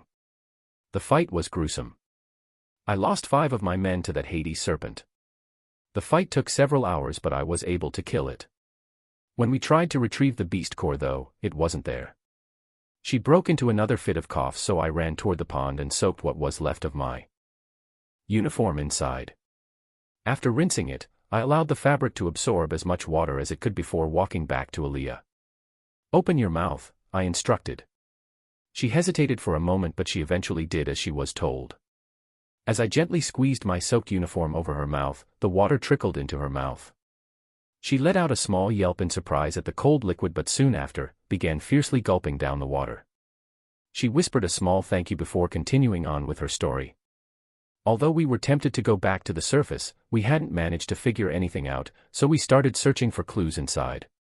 One of my men used a spell and found that there was a hidden tunnel underneath a thin layer of earth. After crossing the tunnel, we arrived here. As Aaliyah's voice trembled at her last words, tears mixed with blood streamed down the closed eyelids where her eyes used to be. He was here when we reached this cavern. I still remember the way he looked at us. Those scarlet eyes. After letting out a trembling breath, she continued. "My team and I, no one knew what that monster was, so we did what our instincts told us to do. We raised our weapons. That was our first mistake. I can still picture it so clearly. His pale gray skin. His face, it was beastly yet, it looked almost human. He looked at us and smirked, exposing his sharp fangs. What threw us off was when he talked." Her voice fell into a whisper. "Mem," I responded, just to let her know I was still there. He wasn't even surprised to see us there. "Vritra, that thing, just looked at us before." "Before?" I asked, sitting upright. He gave us two options. Tears and blood continued to stream down her once beautiful face as she willed herself to finish. He looked straight at me, as if he knew instantly that I was the leader, and told me that he'd let me walk out unharmed if she choked back a sob, her only hand clenched white into a fist, if I dismembered each of my teammates, one by one, in front of him. The ridiculous offer would have infuriated anyone, but looking at the state Aaliyah was in right now, I didn't have the confidence to say she had made the right decision. Maybe her teammates would have wanted her to kill them quickly instead of being tortured the way they were. What was the other option? I asked, gently wrapping my hands over her clenched fist. He just scoffed at us and said, "Or you can try and fight." Her blood-mixed tears stained the torn remains of her clothes as she continued to softly cry. Unable to find the words to comfort her, I just kept my hands wrapped tightly around her fist. Moments trickled by with only the sound of running water and Aaliyah's silent sobs breaking the deathly silence. "We didn't stand a chance," she whispered, hiccuping. "I hate to make you relive the scene, but I need as much of the details as possible, Aaliyah." I gently stroked her hand to try and calm her. He had one horn in the middle of his forehead, that curved backwards sharply. She tried her best to talk calmly. One horn. So there really was more than one horned demon. Was it a clan? A race? My heart began beating uncontrollably from just imagining a whole race composed of horned demons. Just one of them could wipe out one of the 6 lances and her team. Why yes. My strongest single-point attack only managed to create a small chip in that horn. Aaliyah seemed like she wanted to ask me something, but she continued on, her breath getting shorter. Vritra was able to use magic that seemed to defy the common sense of any magic I've ever seen. Aaliyah's lips began to quiver. What kind of magic did he use? Metal. Black metal. He was able to instantaneously conjure metal spikes, blades, any sort of weapons from the ground and himself. I don't even know how to describe it properly. It was over too quickly. Half of my team was dead in the first wave of attacks he unleashed with a simple flick of his wrist. When the ones that were still alive attacked him, he didn't even bother to dodge. Plates of black metal instantaneously materialized and blocked whatever attack that managed to get near him. I felt my face tense as I tried to visualize what Vritra's, and possibly the powers his whole race, possessed. It seemed to be conjuring, but on a completely different level. The way she described it made it seem more akin to manifestation or even creation of a certain phenomena rather than affecting the mana particles that already existed. How was that even possible, though? Were they capable of just skipping steps in the fundamental laws of magic in this world, or were they simply more knowledgeable and able to do this through a special skill? My head immediately turned toward Aaliyah at the sound of her coughing. It was worse than before. She coughed up blood. Vritra. He left after leaving me like this. I'm not sure if he knew someone was going to come, but the last thing he said before going was his name, and that Dicathan was going to become a war zone. As blood dribbled down the corner of her mouth, she turned her head toward me. This may sound preposterous, but can you do me a favor? Aaliyah let out a faint smile, revealing her teeth, stained with blood. Sure, anything. I expected her to leave me with an item or message, perhaps for a loved one back home or maybe to her family. Hold me, she mumbled. I leaned in closer, only hearing the last part. Sorry. I didn't quite catch that.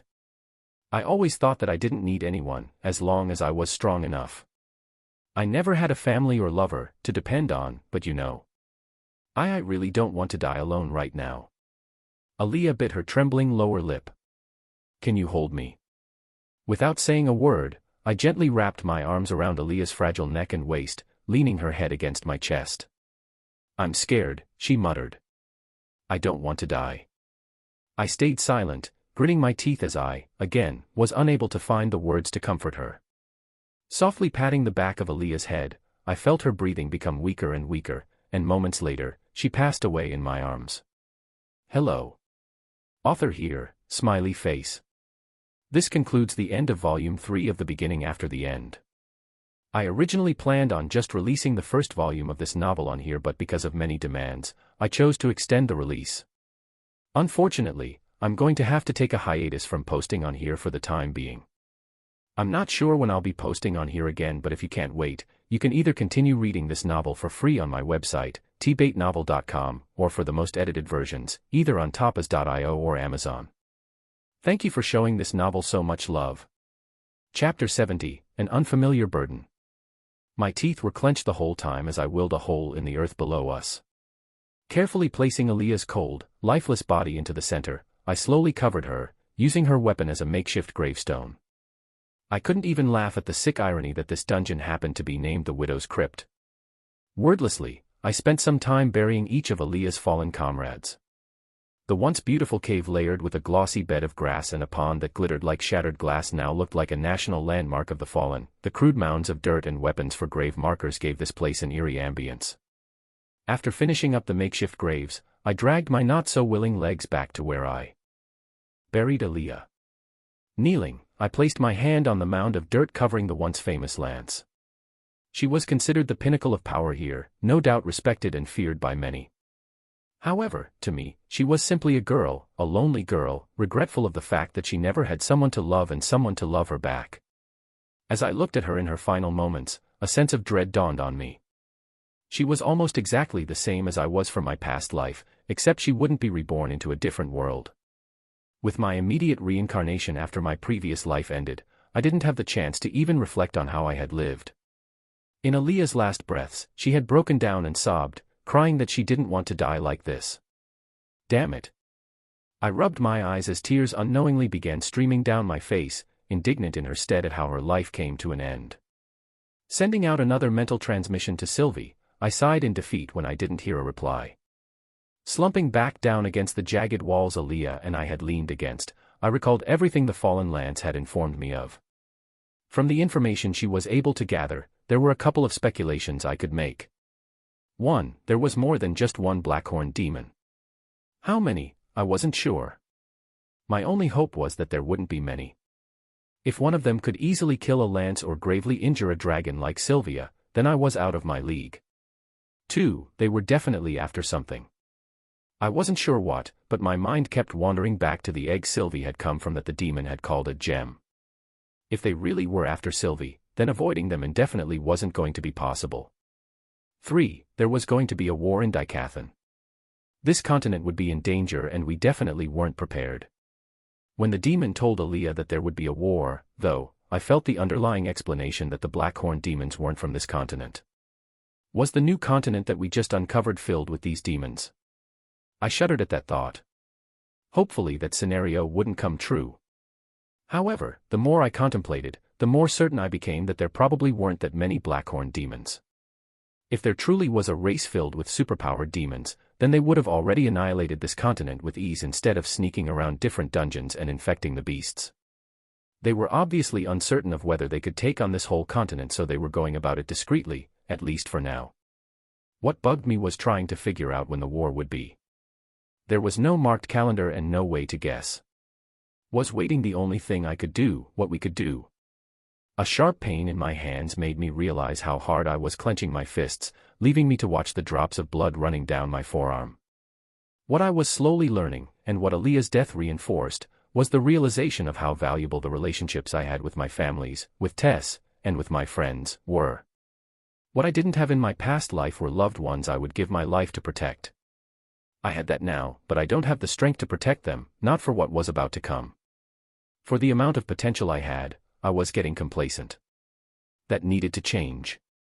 I recalled Sylvia's message for me after she teleported me into Elshire Forest. Her message still rang clearly in my head, her voice echoing that I would hear from her again once my core reached past the white stage. That was the most certain method I currently knew of to be able to get some reliable answers on what was going on. I was still unable to break from the threshold of dark yellow stage though. After yellow was silver, and then white. I still have a bit to go. A ferocious roar sounded, echoing off the cavern walls. Papa. My head perked up as I heard a loud crash soon after from the direction of where I fell.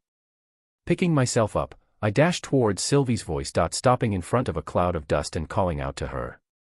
I'm here, Sylv, are you okay? I covered my face with my arms as the cloud of dust instantly blew away, revealing my precious bond in her full glory. My heart thumped in excitement as I saw my dragon come into view. Sylvie had become even more fearsome than when I saw her at the Dire Tombs. Her scales weren't glossy anymore like before, instead, they were now a dignified matte black. Her two horns had grown even longer, going past her snout, and another pair of horns protruded underneath them. If she looked crudely fierce back then, the feeling I got now was more akin to awe. She appeared as majestic as she did deadly. The spikes she had running down her back were no longer there, and rather, because of that, she seemed more refined.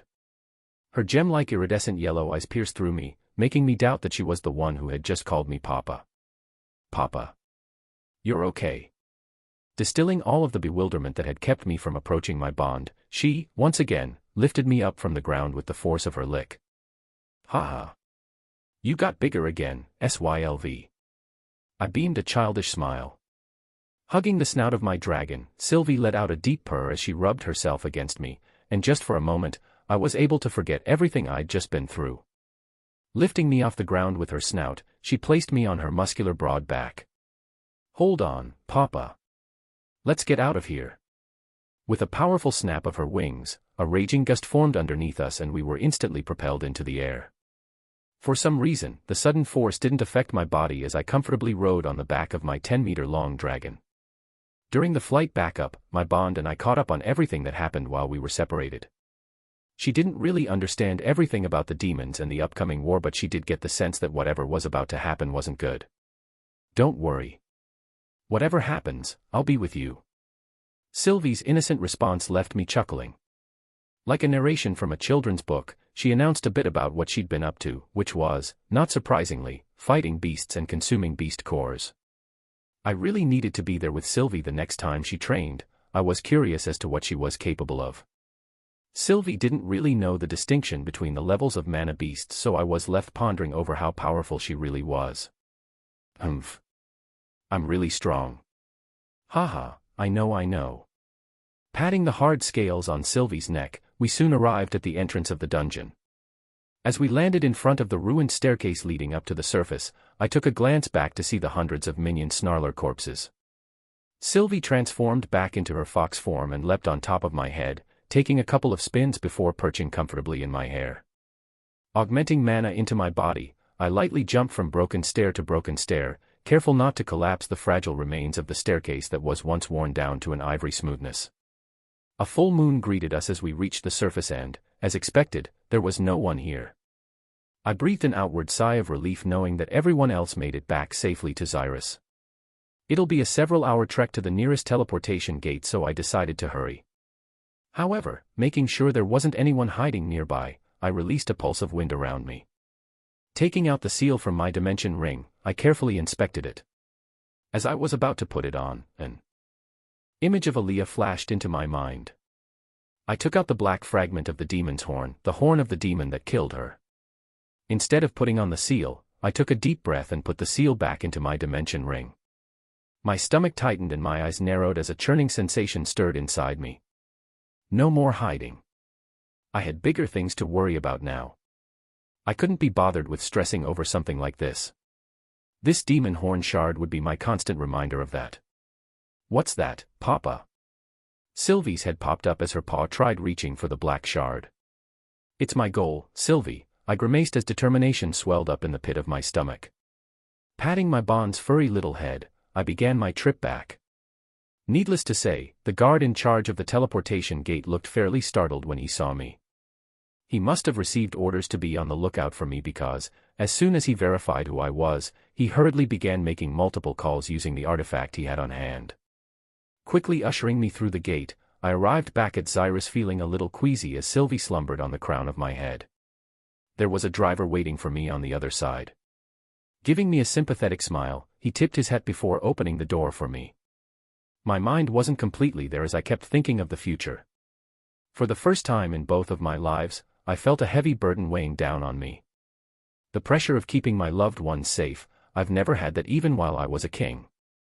The weight of a country I had no affection for in my previous life couldn't compare to the few lives I would give my everything for in this one. When I reached Helstia Manor, I stopped in front of the giant double doors. Somehow, I couldn't bring myself to knock on the doors to my own home. What would my family's expressions be? It seemed like every time I went out, all I did was worry them. Taking a seat on the top of the stairs, I just let out a sharp, bitter sigh. Looking up at the night sky, I could see the faint colorations that supposedly signaled the coming of the festival. The sky turning blue, yellow, red, and green indicated when the aurora constellate would begin. My eyes focused on a solitary cloud, slow dancing above me without a care in the world. What an envious position to be in. Son. Lost in my thoughts, I didn't even hear the door open behind me. Hi Dad, I'm back. I gave him a weak smile. Why didn't you come in? We heard from the teleportation gatekeeper that you arrived at Xyrus. My father took a seat next to me when I didn't respond. Your mother will be fine, Art, he said warmly, gently patting my back. I worried you guys again, didn't I? It feels like that's all I'm really good for nowadays, I chortled, knots churning in my chest as I said this. I turned my head to my father and saw him gazing up at the sky like I had been just moments ago. She really loves the aurora constellate. Your mother may not seem like it, but she's strong, Arthur, even more so than me. If you think that all you've given us are worries, then you're wrong. Both you and your sister have given your mother and I so much more than we could have hoped for. I know that you're not like the normal children your age, hell, I've known that since you were born. I don't know what sort of destiny you'll be caught up in, but I don't think it'll be anything you can't handle. The skin around his eyes wrinkled as he gave me a reassuring smile. I stayed silent, unable to form the right words. What I don't want you to do is feel like you're being a burden on us. All of this guilt that you're feeling right now, the weight that you're probably feeling, I want you to come to us so that we can be there for you. I don't ever want you to feel like you can't come home, that you aren't welcome. As long as you have the use of your 2 legs, I expect you to come home whenever you can and let us love you. That is our right as your parents. Okay. My father ran his fingers through his trim, auburn hair in a gesture that revealed how he wasn't used to saying things like this. And just like that, the weight I felt accumulating inside slowly dispersed. Got it, Dad. I managed a more sincere smile this time and he responded with his signature foolish grin. Come on, let's go home. Once inside, a more ferocious beast than anything you've ever faced awaits, my father whispered darkly before both of us broke out into a fit of laughter. Volume I, Part 2 ends here. If you enjoyed it, please give us a like and subscribe so we can be motivated to make even better videos in the future.